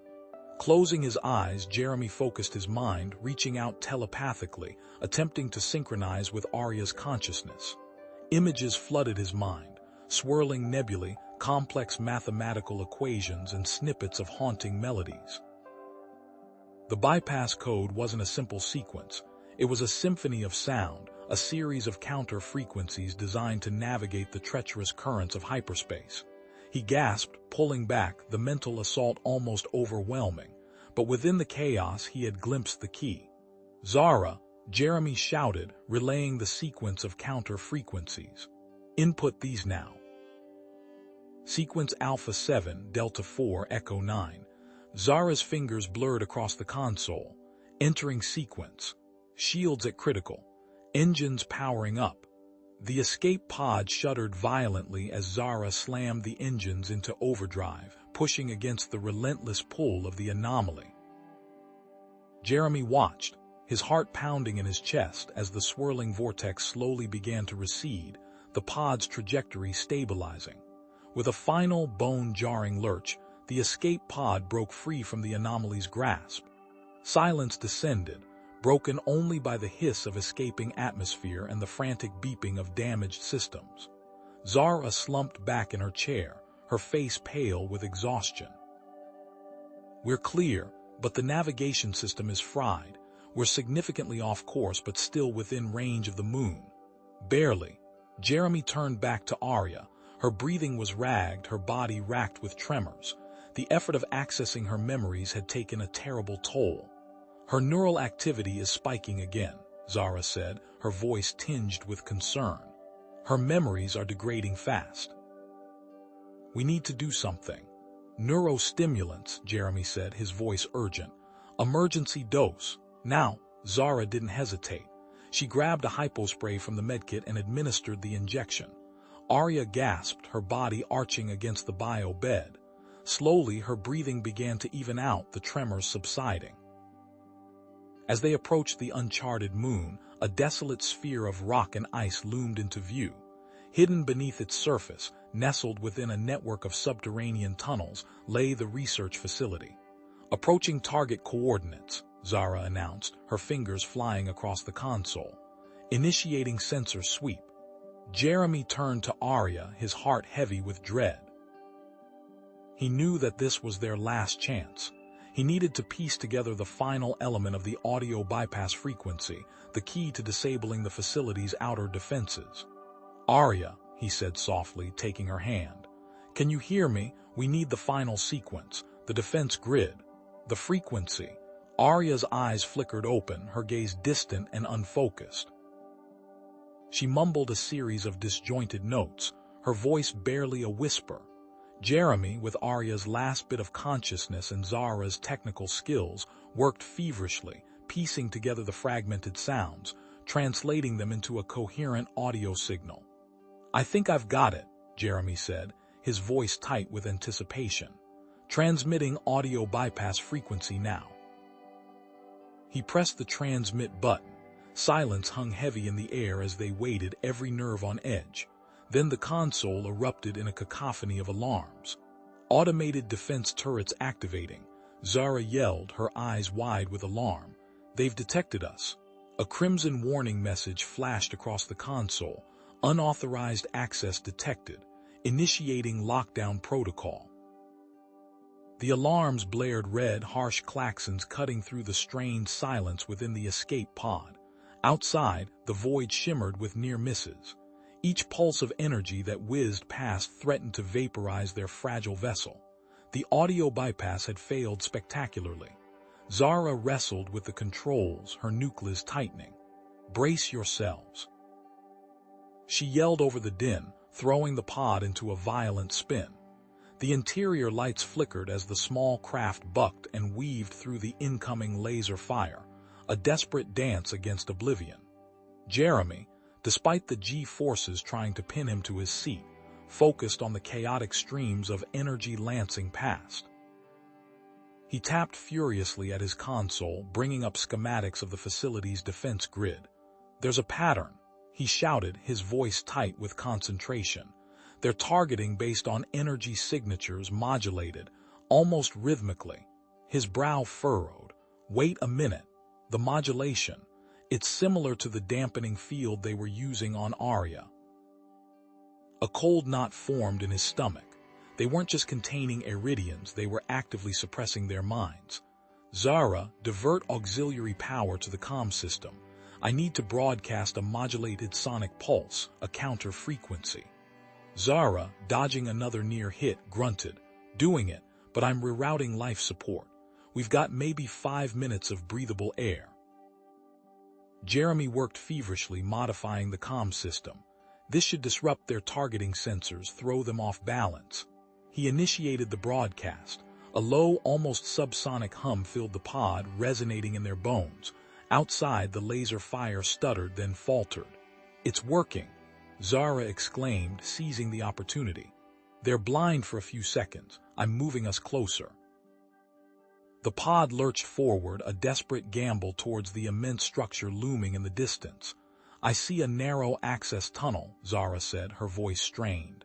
But it's heavily shielded and there's an energy barrier. We hit that at this speed, we're toast. Jeremy stared at the tunnel schematics. The barrier. The frequency is almost identical to the audio Arya was generating telepathically. It's a defense mechanism keyed to Iridian brainwaves. Can we replicate it? Zara asked, her eyes glued to the rapidly approaching tunnel entrance. Maybe. Reroute power to the pod's internal sonic emitter. We need to match that frequency, overload the barrier. Zara flipped switches, rerouting power with practiced efficiency. The sonic emitter whined, straining to reach the required frequency. Suddenly, a high-pitched screech filled the pod. The lights flickered violently, then died. Damn it, emitter overloaded, cloaking systems down. A synthesized voice boomed through the pod speakers. Intruder alert, escape pod detected. Lockdown initiated. Zara swore. We're out of time, hold on. She slammed the throttle forward, the pod hurtling towards the tunnel entrance. Security doors slammed shut within the facility, sealing off corridors. As the tunnel rushed towards them, Jeremy closed his eyes, focusing on Arya. He reached out with his mind, picturing her, feeling her presence. Arya, focus. I need that frequency, now. Using Arya's telepathic output as a focus, Jeremy adjusted the sonic pulse, modulating it with desperate precision. He could feel the energy building, a fragile bridge between their minds. The pod slammed into the energy barrier. The world dissolved into blinding light and deafening noise. Metal screamed, alarms wailed, and the pod bucked violently. Then with a final, earth-shattering crash, they were through. The pod came to a halt inside a dimly lit maintenance bay. The facility's internal alarms blared, a cacophony of noise that echoed through the sterile environment. The air hung thick with the smell of burnt metal and ozone. Jeremy, dazed but alive, pulled himself free from the wreckage. Zara, you okay? Zara coughed, spitting out a mouthful of coolant. Just peachy. Remind me to file a complaint with the pod rental company. She followed Jeremy out of the mangled remains of the escape pod. The maintenance bay was eerily quiet, abandoned. But the alarm screamed a clear message. They were not alone. Jeremy moved cautiously, his pulse rifle raised. He spotted a hidden observation window overlooking a large laboratory. What he saw made his blood run cold. Row upon row of containment cells, each holding a terrified Iridian. Zara's voice cut through the din.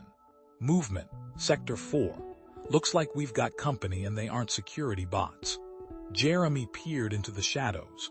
Figures emerged, clad in scavenged armor, wielding makeshift weapons. Iridian resistance fighters. They were engaging the facility's security robots in a desperate firefight. Jeremy knew they had no choice. They had to join the fight. The ground vibrated, not from the prison's machinery, but from approaching footsteps, heavy, deliberate, alien. A squad of Iridian resistance fighters emerged from the shadows, their chitinous armor scarred and dented, weapons raised. Leading them was an Iridian even larger than the others, battle-scarred ridges adorning his face, his multifaceted eyes narrowed with suspicion. This was Kale. Jeremy raised his hands, palms open. He fumbled for the universal translator clipped to his belt. We are here to help," he stammered, the translator whirring to life, projecting his words in guttural Iridian clicks and whistles. He gestured towards Arya. She is connected to your people." Kale's gaze flickered over Arya, then back to Jeremy, his expression unreadable. He took a step forward, his weapon still trained on them. Then a flicker of recognition crossed his face. He lowered his weapon slightly. A low rumble emanated from his throat. Recognition. Arya's telepathic signature, even weakened, was unmistakable. "Take us to your leader," Jeremy finished, as Kale turned and gestured for them to follow. They were led into a small alcove away from the prison complex. Kale activated a holographic projector, a crude schematic of the facility shimmering into existence. "This is where they are held," Kale grunted, his voice raspy. He pointed to a section labeled Containment Labs. "And this," he indicated a central node, "is the control center. From there they monitor and control everything." One of the resistance fighters stepped forward, his voice edged with anger. "They are using our people for experiments, weapons research, siphoning their minds." "Their telepathic abilities," Zara interjected, her voice tight with controlled fury. "They're weaponizing them." The group moved deeper into the maintenance tunnels, the air thick with the smell of ozone and decay. The initial security was light. A consequence of the facility's lockdown, internal threats were prioritized over external ones. Jeremy studied the holographic schematics, his brow furrowed. "There's a service route here," he pointed, tracing a path with his finger. "It bypasses the main security checkpoints, but it's likely to be monitored." As if on cue, a red light flashed in the tunnel ahead. A squad of security robots, their metallic bodies gleaming in the dim light, rounded a corner, weapons raised. The Iridian resistance fighters reacted instantly, unleashing a barrage of plasma fire. The robots returned fire, energy bolts ricocheting off the tunnel walls. Jeremy ducked behind a conduit, the air crackling with energy. He noticed something: the robots' movements were jerky, almost hesitant, and the turrets outside had reacted in a similar fashion. "They're vulnerable to high-frequency sonic attacks," he shouted over the din of battle. "The turrets outside. It's the same principle." He scrambled to his feet, grabbing a discarded plasma rifle from a fallen resistance fighter. "Zara, can you modify this?" Zara nodded, snatching the rifle from his hands. She worked quickly, rerouting power conduits and recalibrating the firing mechanism. "Just need a sonic emitter," she muttered, pulling a small device from her pack. Within minutes she had jury-rigged the rifle, a crude sonic emitter attached to the barrel. Jeremy took aim, firing a short burst. A high-pitched whine filled the tunnel, and the nearest robot shuddered, its movements becoming even more erratic before it finally collapsed, its circuits fried. The remaining robots were quickly dispatched, the modified rifle proving devastatingly effective. They continued through the tunnels, reaching a reinforced observation window overlooking the containment labs. The sight that greeted them was horrifying. Iridians, their bodies emaciated and scarred, were strapped into chairs, wires snaking from their heads to a complex network of machines. Their eyes were wide with terror, their bodies trembling.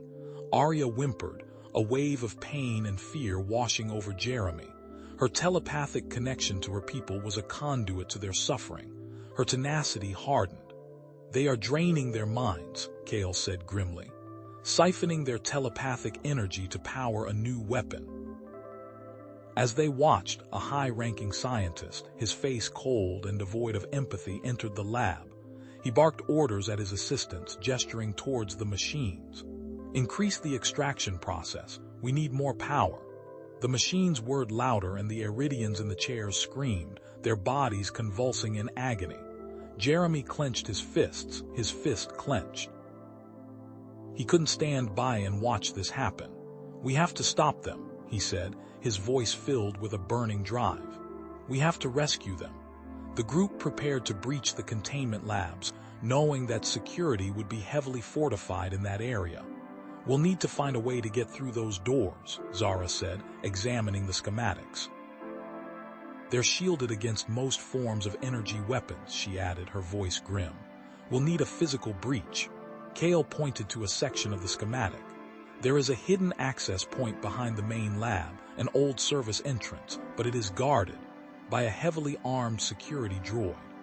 Arya, her eyes glowing with an inner light, focused her mind. After a moment she looked at Kale, then Jeremy, and spoke through the translator. They know a password, a sequence. They can shut down the droids, so they can break free." Arya's voice, though unheard, flooded Jeremy's mind with the prisoner's access code, a complex series of shifting frequencies and biometric signatures. He relayed the data to Zara, who worked feverishly at her console. "Got it," she hissed, her fingers flying across the interface. Outer security grids down. The group moved swiftly, hugging the shadows as they approached the hidden access point behind the containment lab. The air thrummed with the low, guttural growl of patrol droids. Jeremy pressed himself against the cold, metallic wall, his heart pounding in his chest. He could hear the heavy footfalls of a guard approaching. "Almost there," Zara whispered, pointing to a small access panel. Jeremy nodded, pulling out his modified sonic weapon. He jury-rigged it to emit a specific frequency designed to overload the security droid's circuits remotely. Pressing the barrel against the access panel, he fired. A high-pitched whine filled the air, followed by a sputtering crash from down the corridor. "Droid down," Kale confirmed, his voice tight with anticipation. "Let's move." Kale, his face grim, slammed his shoulder against the reinforced door of the containment lab. The door buckled, then splintered, and the Iridian resistance fighters surged into the room, weapons raised, their battle cries echoing through the sterile environment. The scene inside was horrific. Dozens of Iridians, emaciated and weak, were strapped to towering energy extraction devices, their bodies trembling as energy was siphoned from them. Wires snaked across their skin, and their eyes were glazed over with pain and exhaustion. The air crackled with stolen power.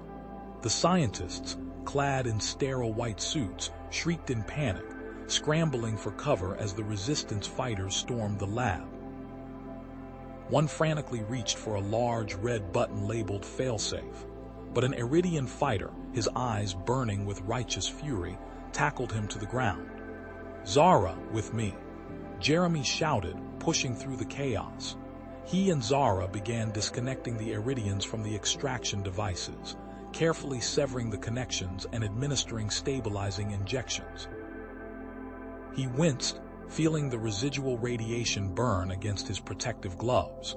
Arya, though still weak, focused her mind, sending calming waves of telepathic energy to the freed Iridians. Images and instructions flooded their minds, guiding them towards the escape route. The facility's alarms blared, a deafening cacophony that echoed through the corridors. Red lights flashed, bathing the lab in an ominous glow. "Security forces inbound." Kale roared, his voice barely audible above the din. "Secure the perimeter. The rest of you get these people out of here." As Jeremy worked to free another Iridian, he noticed that all the energy extraction devices were connected to a central power core, a massive humming machine that radiated an almost palpable heat. The air around it shimmered with dangerous levels of radiation. This wasn't just a power source, it was a weapon. Suddenly, Arya stiffened, her eyes widening in terror. A wave of pure, unadulterated panic washed over Jeremy, so intense it felt like a physical blow. "They're moving it. They're moving the weapon."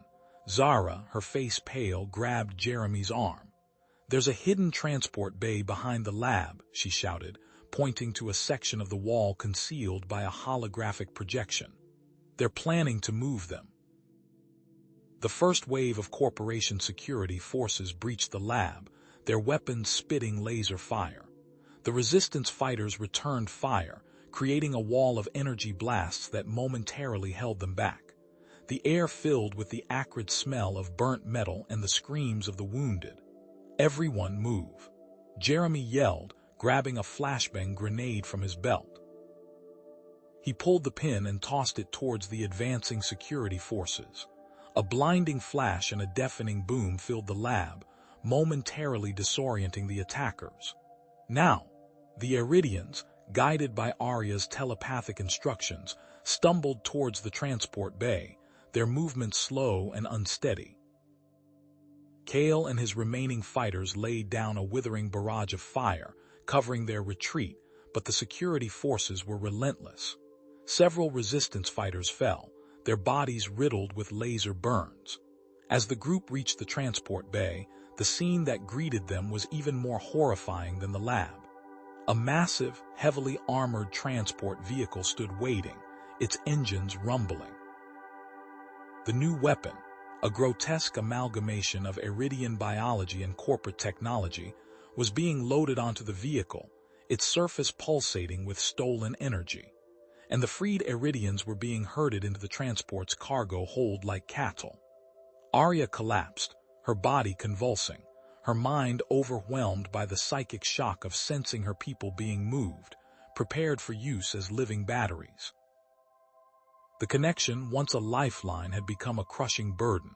Jeremy saw her fall, her multifaceted eyes filled with unspeakable pain. He knew, with a certainty that cut through the chaos and fear, that he had to stop that transport. He had to save them. Jeremy was kneeling, his hand pressed against Arya's chest, feeling for the faint thrum of her life force. Her multifaceted eyes were unfocused, pupils blown wide. "Arya, Arya, can you hear me?" Zara, her face pale with concern, knelt beside him. "She's suffering from severe psychic overload, Jeremy, the strain of reaching out. It's almost too much for her. She needs immediate rest. Her abilities can be used, but there will be a heavy price to pay." A crackle from Kale's comm unit shattered the tense silence. "Skora, the transport is heavily guarded. They're moving it towards a secure launch bay. We're running out of time." Jeremy's teeth clenched. He looked at Arya, her breathing shallow and ragged. "Kale, prepare the remaining resistance fighters. We're going to hit that transport directly. Now." Zara, her fingers flying across a makeshift console cobbled together from scavenged parts, cursed under her breath. "Damn it, the energy readings. They're off the charts. This isn't just a transport, Jeremy. It's a weapon, an energy amplifier. They're weaponizing the psychic energy extracted from the Iridians, focusing it on a planetary scale." The words hit Jeremy like a physical blow. He pictured the Iridian homeworld, the faces of Arya's people, and the immense suffering that awaited them. If that weapon is activated, it could wipe them out, or worse, centuries of pain. He rose to his feet, his eyes blazing with persistence. "We have to stop it. Zara, Kale, listen up. We can't go head-to-head with that transport. Too much firepower. We need to disable it. Overload its engines." He paused, his mind racing. "Zara, can we modify a sonic disruptor to knock out the engines?" Zara tapped furiously at her console. "Maybe, if we push it hard enough, but it would be risky. The disruptor could burn out, and the feedback." "We don't have a choice," Jeremy said grimly. Zara's fingers danced across the console. "I've found a weak point in the transport's armor. Near the engine compartment, it's our best shot. Kale, I need a diversion. Hit them hard, draw their fire, give us a window." "Understood," Kale's voice crackled back. "For Arya, for the Iridians." The comm cut out, replaced by the distant sounds of gunfire and explosions. Jeremy turned to Zara, his face grim. "Let's move. We'll use the maintenance tunnels. They'll be expecting a frontal assault." He gestured to a small squad of resistance fighters. "With me." The tunnel was a claustrophobic maze of pipes and conduits, the air thick with the stench of ozone and decay. The silence was broken only by the rhythmic drip of condensation and the pounding of their own hearts. Suddenly, a beam of light sliced through the darkness, followed by the staccato burst of pulse rifles. "Contact!" A resistance fighter yelled, diving for cover. The team returned fire, the narrow confines of the tunnel amplifying the deafening roar of their weapons. Security personnel, clad in black armor, poured from a side passage, their faces hidden behind visors. The fight was brutal in close quarters, the air thick with the smell of burnt metal and blood. Jeremy fought with a ferocity born of desperation, his sonic pistol spitting bolts of concussive energy. He moved with a practiced efficiency, taking down one guard after another, his mind focused on the task ahead. Reaching a small alcove, Jeremy knelt beside Zara, who was frantically adjusting the settings on the sonic disruptor. "Almost there," she grunted, her brow furrowed in concentration. "I'm modifying the frequency, pushing it past its design limits. It's going to be unstable." "Just get it done," Jeremy said, his voice tight with urgency. Zara nodded, her fingers flying across the controls. "Ready, but be careful, Jeremy. This thing is a live wire." Jeremy took the modified disruptor, its casing humming with almost unchecked energy. He could feel the vibrations through his gloves, a dangerous tingling sensation. "Let's go." They pressed forward, reaching the engine compartment. It was a massive chamber filled with humming machinery and glowing conduits. Jeremy spotted the weak point in the armor, a section of plating that was thinner and less reinforced than the rest. He planted the disruptor, setting the timer for 5 seconds. "Move," he yelled, shoving Zara and the resistance fighters back into the tunnel. They scrambled for cover as the disruptor emitted a high-pitched whine, the sound building to a deafening crescendo. The entire transport shuddered, metal groaning under the strain. Then, with a final, earth-shattering roar, the engines overloaded, sending sparks and debris flying. The transport ground to a halt, its power grid collapsing. A tense silence descended, broken only by the hiss of escaping steam. Then, with a grinding screech, the transport's doors began to open, revealing rows upon rows of Iridians strapped into elaborate energy extraction devices. Their eyes were vacant, their bodies limp. Corporation security forces poured out of the transport, weapons raised, their faces contorted with fury. The final showdown had begun. Pulse fire screamed through the air. A resistance fighter fell, clutching his chest. Zara dove behind cover, returning fire with her sidearm. Amidst the chaos, Jeremy felt a jolt in his mind, a familiar presence. "Behind you, Jeremy," security robot, approaching fast. It was Arya, her voice weak but clear. He whirled around just as a hulking security robot, its weapons arrayed and targeting, rounded the corner. He barely had time to react, raising his sonic pistol and firing a precise shot at the robot's central processing unit. The robot shuddered, its movements faltering, then collapsed in a heap of smoking metal. Inside the transport, Zara worked feverishly at a terminal, her fingers flying across the keyboard. Almost, she muttered. Finally, with a triumphant cry, she slammed her fist on the enter key. "Got it. The locks are overridden." The restraints holding the Iridians sprung open and they began to stir, their eyes slowly focusing. Confusion rippled through their ranks, but Jeremy's victory was short-lived. As he surveyed the scene, he noticed a disturbing anomaly.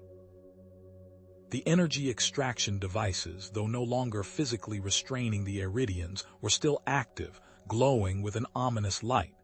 The energy was flowing somewhere, towards the core of the weapon, drawing power from the captive Iridians. Charging, readying for a planetary blast.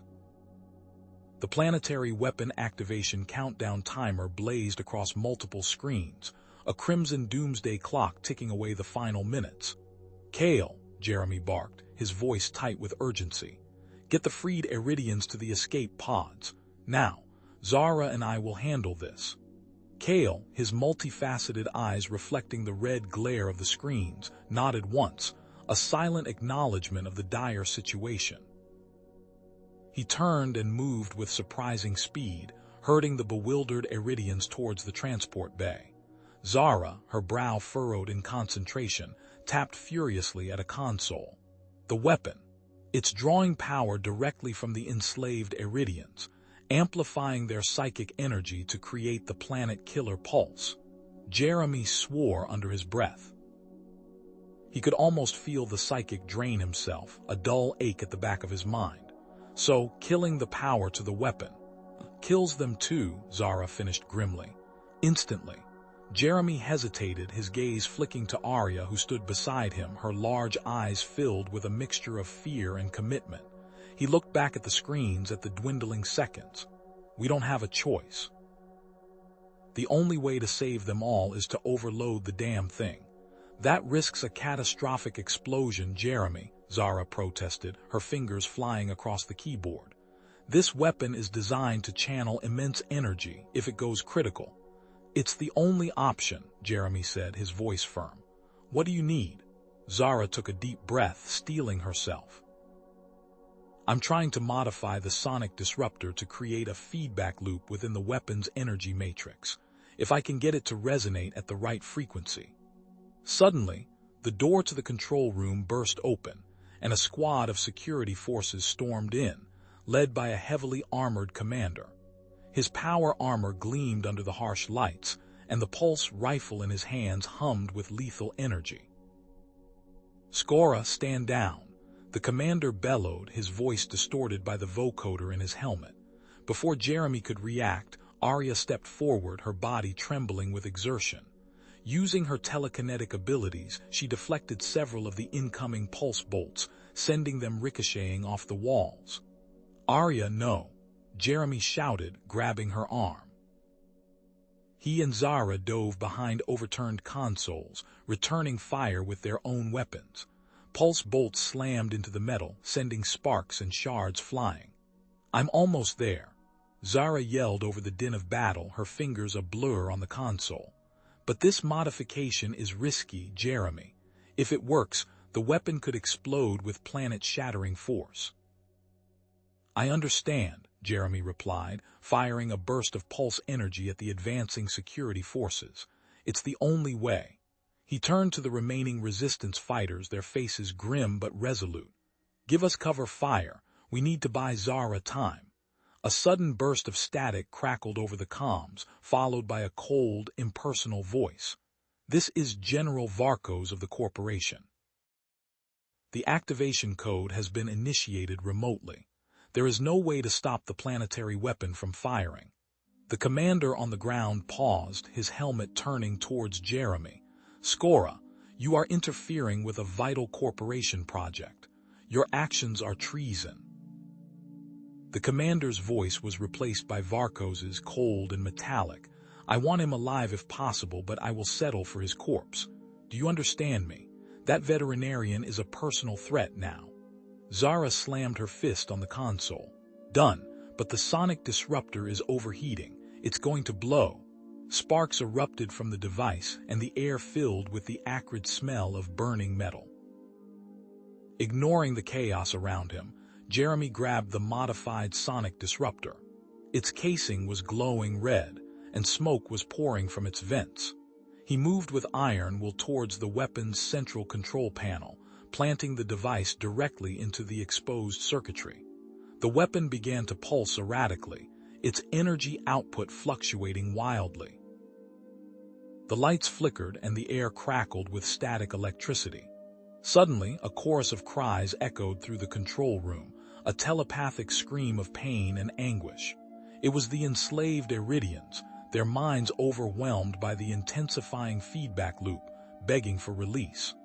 Arya reached out telepathically, her face contorted with effort. She attempted to soothe the Iridians, to guide their energy, to prevent a catastrophic surge.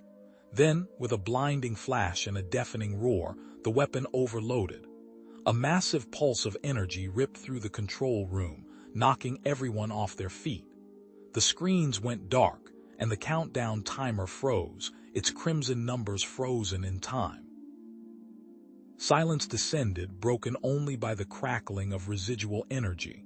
Zara slowly pushed herself to her feet, coughing. The enslaved Iridians, they're alive, weakened but alive, and free from the extraction devices. Arya collapsed, her body limp. Jeremy caught her, cradling her in his arms.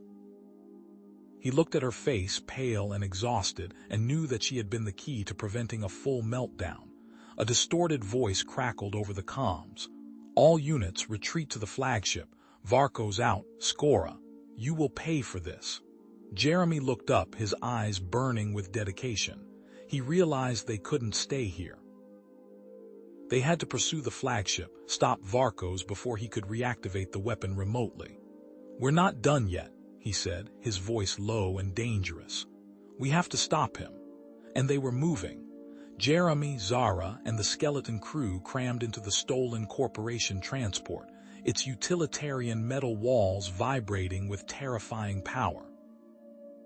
Kale's face, etched with worry, flickered on the comm screen before it went dark.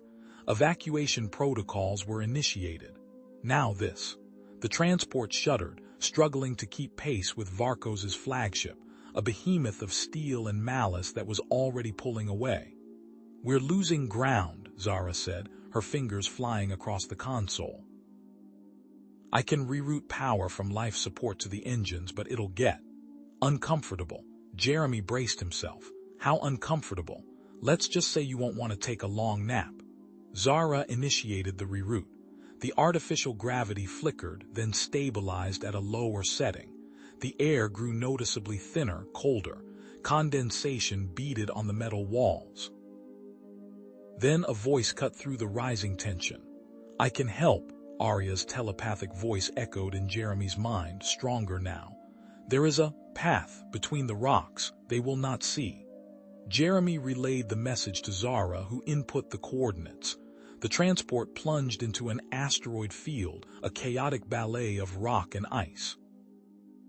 Arya guided them with unnerving precision, weaving through the debris, staying just outside the flagship's sensor range. Each near miss was a breath held, a prayer whispered. Suddenly, klaxons blared. "We've been spotted," Zara shouted. "They're launching fighters." Varco's face, cold and triumphant, appeared on the comm screen. "Your interference ends here, Skora." The screen went blank. Zara's fingers danced across the console, lines of code cascading down the screen. "I know their systems," she muttered. "Let's see if I can give them a little surprise." A moment later, one of the fighter squadrons winked out of existence on the radar. Their navigation system scrambled, leaving them adrift in the asteroid field. But the remaining fighters were closing fast. Laser fire ripped through the transport's shields, alarms screaming. "Shields at 20%, Zara yelled. "Hull breach in Section 4, a blinding flash, then a bone-jarring impact. The transport spun wildly. "We're going down." Jeremy fought for control, but it was no use. "Brace for impact. I'm aiming for the hangar bay." The transport slammed into the flagship's hangar bay, a mangled wreck of twisted metal. Security drones, their weapons armed, swiveled to face them. "Stay behind me," Jeremy shouted, grabbing a discarded plasma rifle. They used the wreckage of the transport as cover, trading fire with the drones. Zara, miraculously unscathed, worked to disable the drone's network with her wrist-mounted computer. One by one, the drones sputtered and fell silent. "It's clear." "For now," Zara said, breathing heavily. "But they'll send reinforcements. We need to split up. I can get to central control faster alone. You need to stop Varco's." Jeremy hesitated. "Are you sure?" Zara met his gaze, her eyes filled with dedication. "I can do this, trust me." Jeremy nodded, a lump forming in his throat. "I do." He gripped the plasma rifle tighter. "Be careful."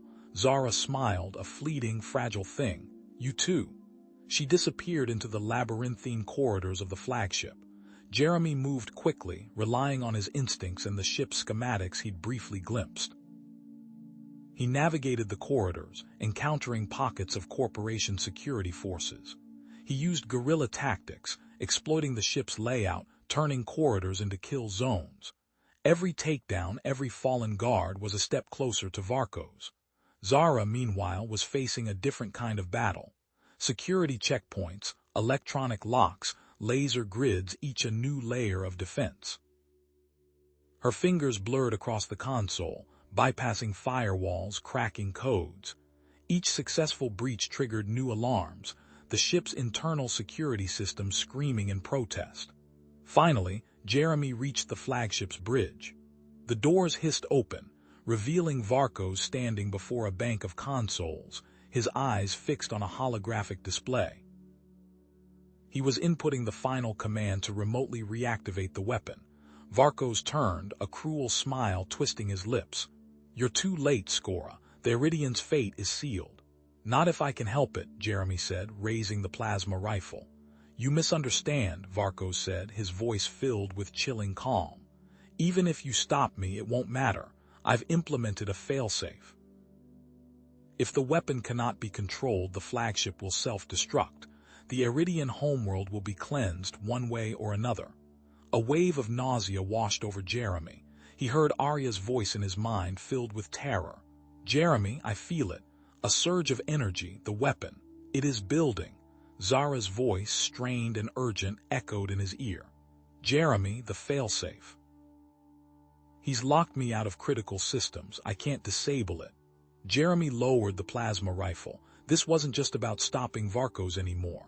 It was about stopping a chain reaction that would obliterate an entire planet. Varkos lunged, a vibroblade flashing in his hand. Jeremy sidestepped the attack, the plasma rifle clattering to the floor. They grappled, a brutal dance of desperation and hate. Zara, sweat dripping from her brow, rerouted power to an auxiliary system, bypassing Varkos' lockout. "Jeremy, I've created a window. Sever his connection to the remote." Jeremy saw his chance. He slammed Varkos against a console, the vibroblade skittering across the floor. He reached for the neural interface on Varkos' wrist, the device that controlled the weapon. But the countdown timer was ticking. The ship was going to explode. He could kill Varkos, stop the weapon activation, but Zara would die with the ship.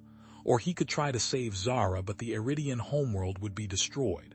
Then, Zara's voice, clear and calm, echoed in his mind. "Save them, Jeremy. There isn't much time." "Iridian homeworld it is," Jeremy said, wrenching Varkos' hands from the weapon console. The alien sputtered in protest, but Jeremy didn't give him a chance, slamming a fist into his jaw. Varkos slumped to the floor, unconscious. "Sorry, Zara," he muttered, glancing back at her prone form. He couldn't save everyone. The flagship shuddered violently.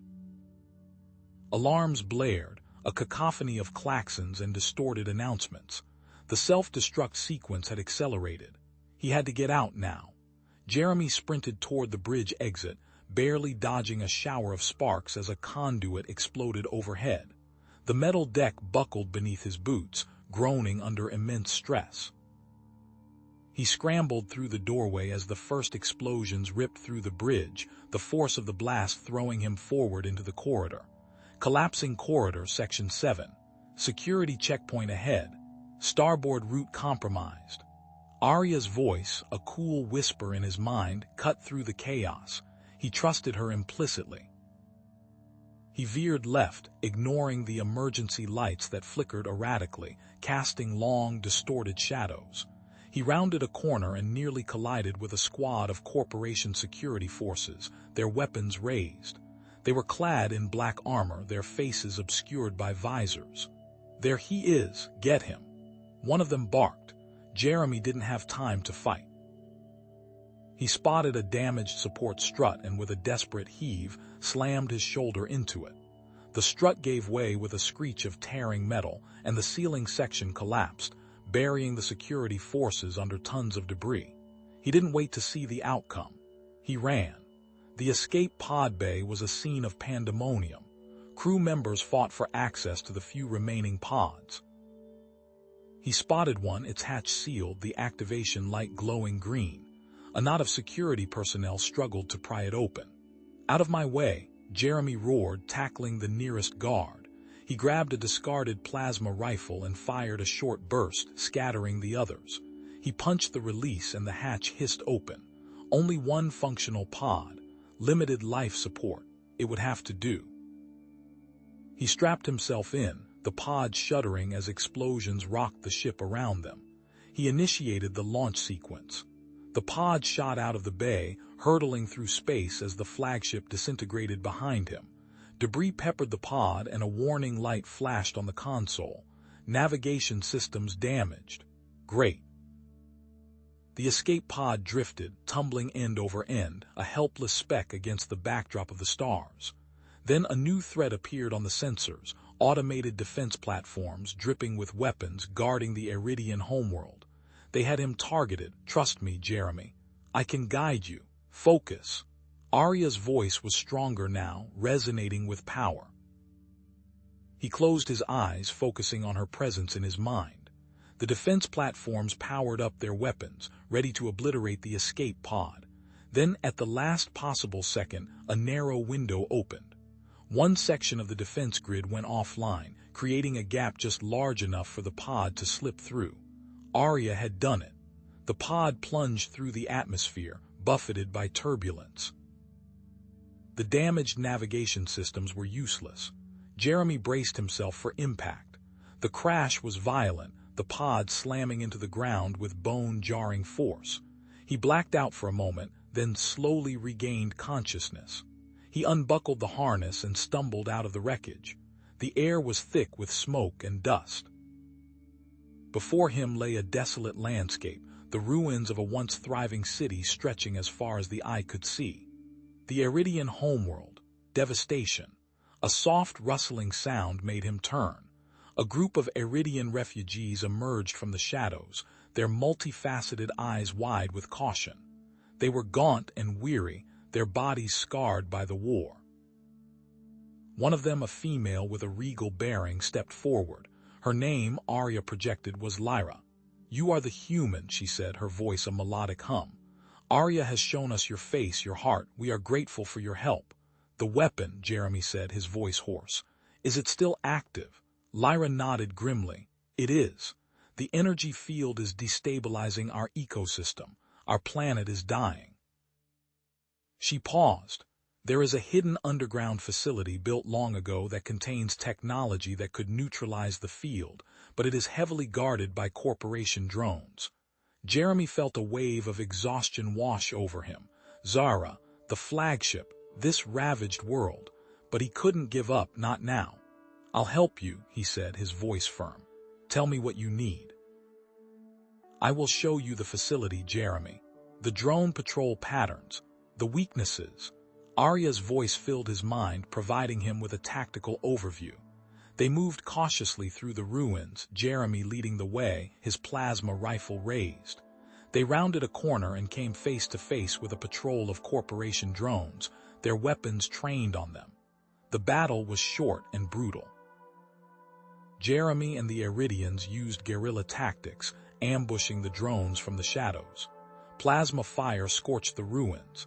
They disabled the drones, but their own equipment was heavily damaged. Finally, they reached the entrance to the underground facility. It was a massive blast door, sealed by a complex energy shield humming with power. Impassable. "The energy shield," Lyra began, her voice tight with frustration. "It operates on a frequency we can no longer generate. The corporation ensured that when they destroyed our central technology hubs, it's keyed specifically to Iridian resonant frequencies." Jeremy chewed on the inside of his cheek, staring at the shimmering barrier. Resonant frequencies.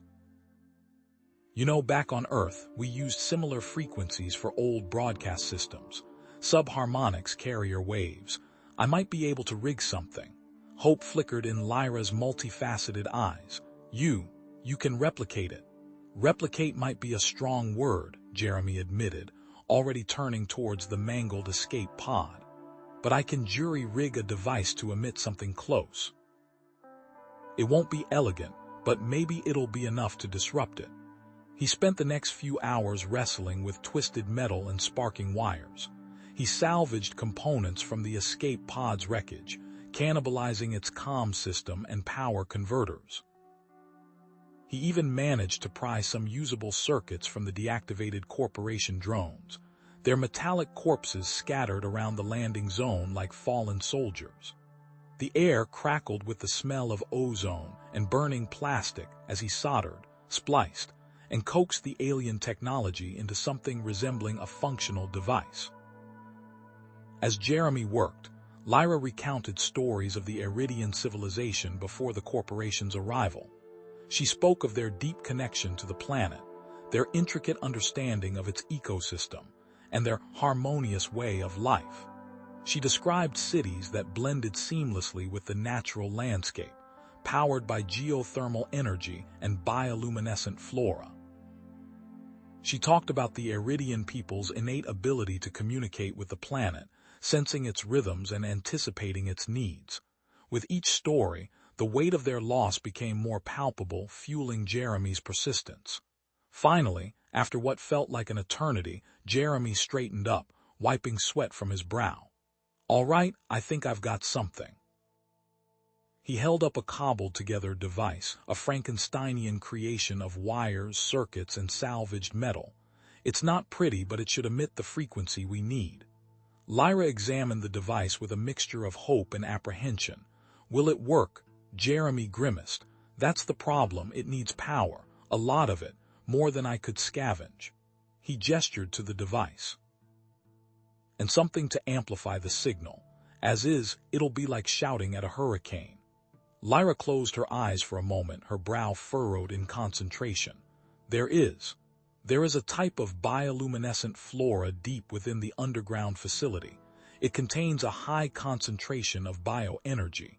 We used it for many things, including powering our ancient devices. It might be enough." Jeremy looked at the energy shield, then back at the cobbled-together generator. "So, we need to go inside to get the juice to break through. Sounds like a plan." "It will be dangerous," Lyra warned. "The shield will still be active. Even a brief exposure could cause cellular damage." "Better than waiting to die out here," Jeremy countered, steeling himself. "Let's do it." Jeremy adjusted a dial on his makeshift generator.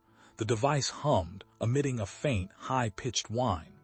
"This should create a small disruption in the shield, just enough for us to slip through, but it'll be brief and it'll hurt." He took a deep breath and activated the generator. The air shimmered around the device and the energy shield flickered erratically.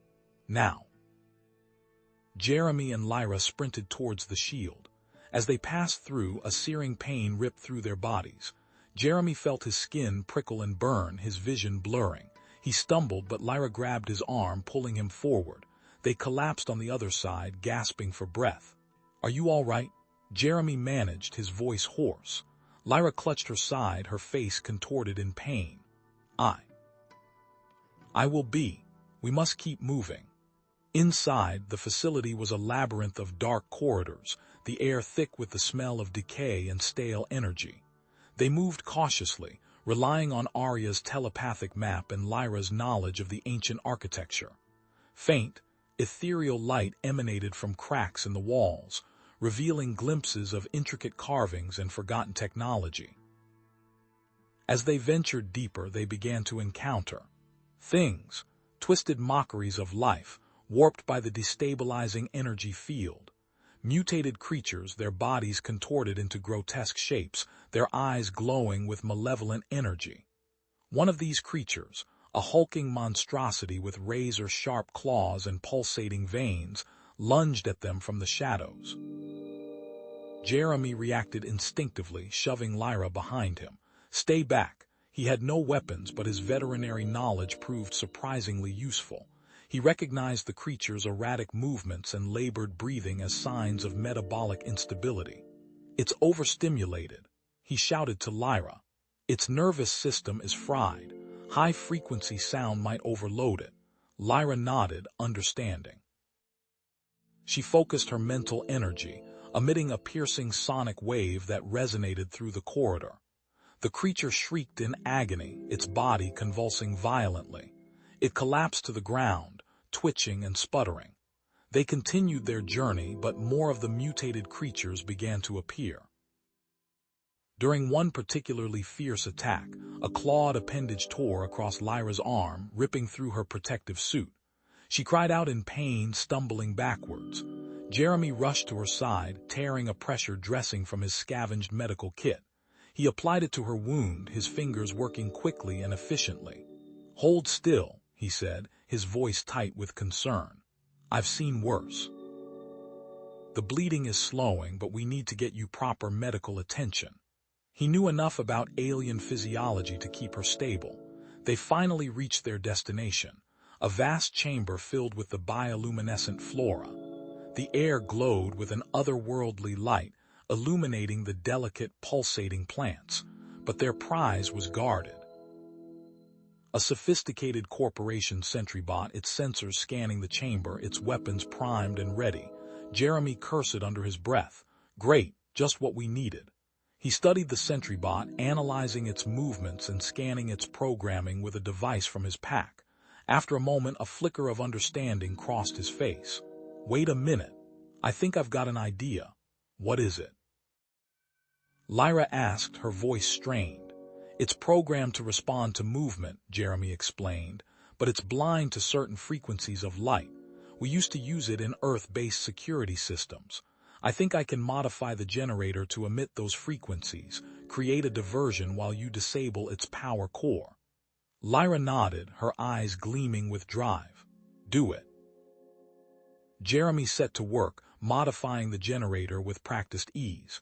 He rerouted circuits, adjusted frequencies, and fine-tuned the device until it emitted a soft, pulsating light. "All right," he said, "on my mark." He activated the generator. The light washed over the chamber, casting long, dancing shadows. The sentry bot's sensors flickered, confused. It swiveled its head erratically, struggling to lock onto a target. "Now!" Jeremy shouted. Lyra moved with lightning speed, her lithe body a blur of motion. She dodged laser fire, weaved through energy blasts, and leaped over obstacles with acrobatic grace. She reached the sentry bot's power core and with a precise strike, severed its connection. The bot sputtered, its lights flickered, and it crashed to the ground, inert. They harvested the bioenergy from the flora, carefully extracting the potent liquid and storing it in containers scavenged from the facility. With their power source secured, they made their way back to the energy shield, their bodies aching, their spirits weary. Jeremy connected the bioenergy to the generator, its circuits humming with newfound power. He amplified the signal, focusing its energy on the shield. The barrier flickered violently, its shimmering surface distorting and cracking. With a final surge of power, the shield collapsed. The air crackled with residual energy, and the oppressive silence of the facility was shattered by a sudden burst of static. Then, a holographic image flickered into existence, resolving into the face of Varkos. His eyes burned with malice, his lips curled into a cruel smile. "Well, well," he sneered. "I see you managed to disable my little toy. I must confess I am impressed. But your efforts are futile. You are trapped." The message ended abruptly and the facility shuddered. Alarms blared, red lights flashed, and heavy metal doors slammed shut, sealing them inside. From the depths of the facility, a swarm of combat drones emerged, their weapons charged and ready. Lyra stared at the sealed doors, her face pale with dread. "The central chamber," she said, her voice barely a whisper. "It contains the device to neutralize the energy field, but it also serves as a self-destruct mechanism for the entire facility." The whine of the drones intensified, their red targeting lasers snapping to life. Jeremy yanked Lyra behind a stack of deactivated mining equipment just as the first energy bolt sizzled past, vaporizing metal. "They're prioritizing Iridian signatures." Lyra shouted over the din, her eyes wide with alarm. Jeremy cursed under his breath. He glanced at Arya, huddled behind them, her multifaceted eyes reflecting the chaotic light. He had to act fast. Rummaging in his pack, he pulled out the frequency generator he'd been using to dampen the energy field's effects. "This thing. It emits a scrambled signal," he muttered, rapidly rerouting circuits. "If I can boost the output and focus it, maybe I can overload their targeting sensors." Minutes blurred as he worked, the air thick with the smell of ozone and burning metal. Finally, he held up the modified device. "Drone Disruptor Mark 1, let's see if this works." He activated it, the generator humming with unstable energy. The drones stuttered, their movements becoming erratic. "It's working," Lyra exclaimed, firing a precise burst that disabled one of the machines. "Arya, can you guide us through the facility?" Jeremy asked, his voice strained. "Somewhere these things aren't patrolling." Arya closed her eyes for a moment, her brow furrowed in concentration. Then she pointed towards a series of grates in the floor. Ventilation shafts, small but passable. They pried open a grate, the metal protesting with a screech. The air inside was stale and thick with dust. It was a tight squeeze, but they managed to pull themselves into the narrow duct. As they crawled forward, Arya leading the way, Jeremy felt a growing sense of unease. The vents were a haven from the drones, but they presented a new set of problems. A low, guttural growl echoed through the shaft. Ahead, a hulking maintenance bot, its metallic limbs twisted and sparking, blocked their path. Its optical sensors glowed an angry red. This wasn't a standard security drone. The energy field had gotten to it. "That's not good," Lyra breathed, tensing. The bot lunged, its metallic claws scraping against the vent walls. Jeremy scrambled back, desperately searching for a solution. He pulled out the salvaged corporation datapad, its screen cracked but still functional. "If I can interface with its programming, maybe I can rewrite its directives." He jammed the datapad's connector into a port on the bot's chassis, lines of code scrolling across the screen. It was a long shot, but he had to try. The bot swatted at him, its movements clumsy but powerful. Lyra deflected the blow, buying him precious seconds. "Almost there," Jeremy yelled, smacking his palm on the datapad. The bot froze, its red eyes flickering. Then, with a groan of gears and servos, it turned and lumbered back the way they had come, heading towards the main drone patrols. "Did it work?" Lyra asked, panting. "For now," Jeremy replied, wiping sweat from his brow. "But it won't last. We need to hurry." They continued through the vents, eventually reaching a larger chamber. In the center, a complex control panel glowed with ominous red lights. "The self-destruct," Lyra said grimly. "This is it." She began tapping at the controls, initiating a manual override sequence. "Heavily encrypted. I can't bypass it." "Then we crack it," Jeremy said, already pulling out his tools. He connected his own datapad to the panel, lines of code filling the screen. "Give me time." Lyra nodded, taking up a defensive position. The maintenance bot, now engaged in a losing battle with the combat drones, provided a temporary distraction, but it wouldn't hold them off for long. Energy bolts sizzled through the air, forcing her to duck and weave. Arya's voice echoed in Jeremy's mind. "Varkos, he is close." Jeremy's fingers flew across the datapad, sweat dripping onto the controls. "Almost there," he grunted. "He's using a cloaking device," Lyra said, her voice tight. "I can't see him." Jeremy paused, his mind racing. Cloaking technology. It disrupted light and energy fields. "The bioluminescent flora," he exclaimed. "If we can overload the area with that energy, it might disrupt his cloaking field." He quickly rerouted the chamber's environmental controls, diverting power to the bioluminescent flora lining the walls. The plants surged with energy, bathing the chamber in an eerie, pulsating glow. A figure shimmered into existence near the control panel. Varkos. The drones immediately turned their attention to him, their targeting lasers locking on. "What have you done?" Varkos snarled, firing a burst from his weapon. He was forced to retreat, the drones relentlessly pursuing him. "Decryption complete," Jeremy announced, slamming his hand on the override button. The countdown timer on the self-destruct panel continued to tick down. "It's not working. It needs a secondary override code, something only Varkos would know." A klaxon blared and the chamber doors slammed shut, sealing them inside. "He initiated a lockdown," Lyra said, her voice grim. "He's neutralized the energy field and now he's trapping us in here to die." Arya's voice, urgent, echoed. "The lockdown. It is powered separately, a core. Maintenance tunnels." Lyra's eyes widened. She's right.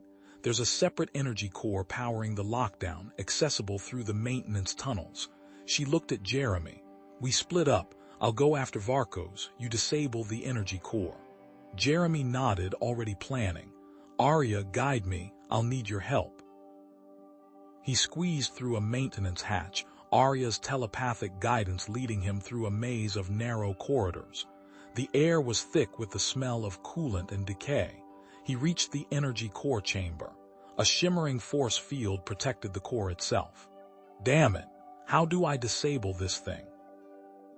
He muttered, scanning the schematics etched onto the wall, recalling the layout of similar systems he had seen on broken-down ships.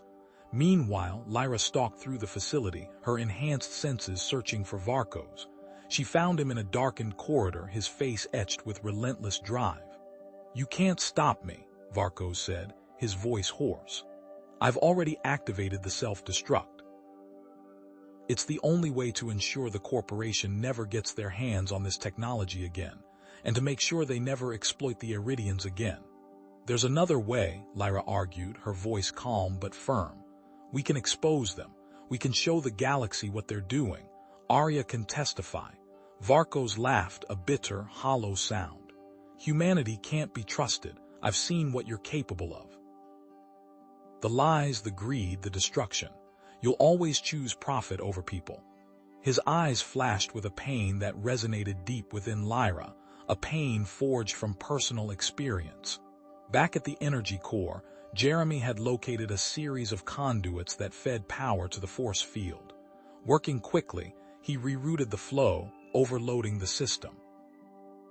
The force field flickered and died, but as it collapsed, an alarm blared, bathing the chamber in red light. The facility's remaining defenses were converging on his location. The drones swarmed, their weapons charged. Jeremy, sweat stinging his eyes, saw the opportunity. He understood how the facility siphoned geothermal energy, a constant, humming current that pulsed through its metallic veins. It was a gamble, but the only one they had. Focusing his efforts, Jeremy rerouted power through a series of overloaded conduits, bypassing safety protocols he barely understood.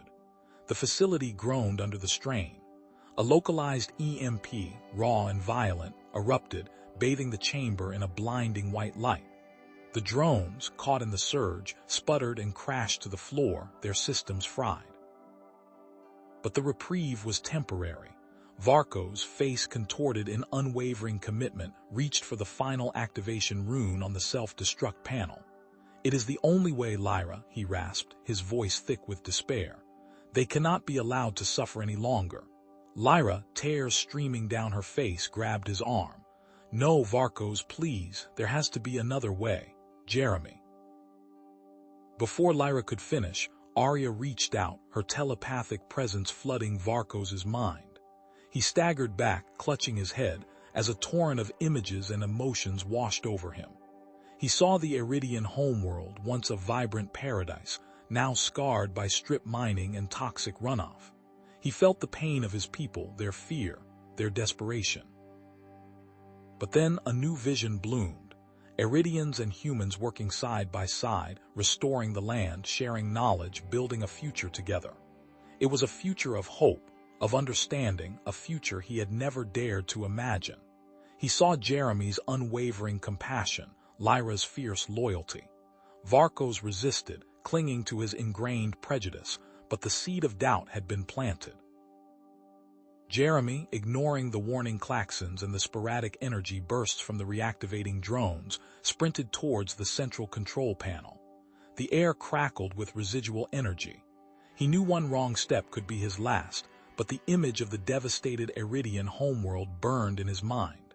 He had to stop this. A drone, its systems partially restored, lurched back to life, targeting Jeremy. Before it could fire, Lyra threw herself in front of him, deflecting the energy blast with her own weapon. The impact sent her staggering, but she held her ground. Override the sequence, Jeremy, now. His fingers flew across the console, navigating the alien interface. Lines of code scrolled past, meaningless symbols that somehow, miraculously, began to make sense. He found the override command, his heart pounding in his chest. One final input.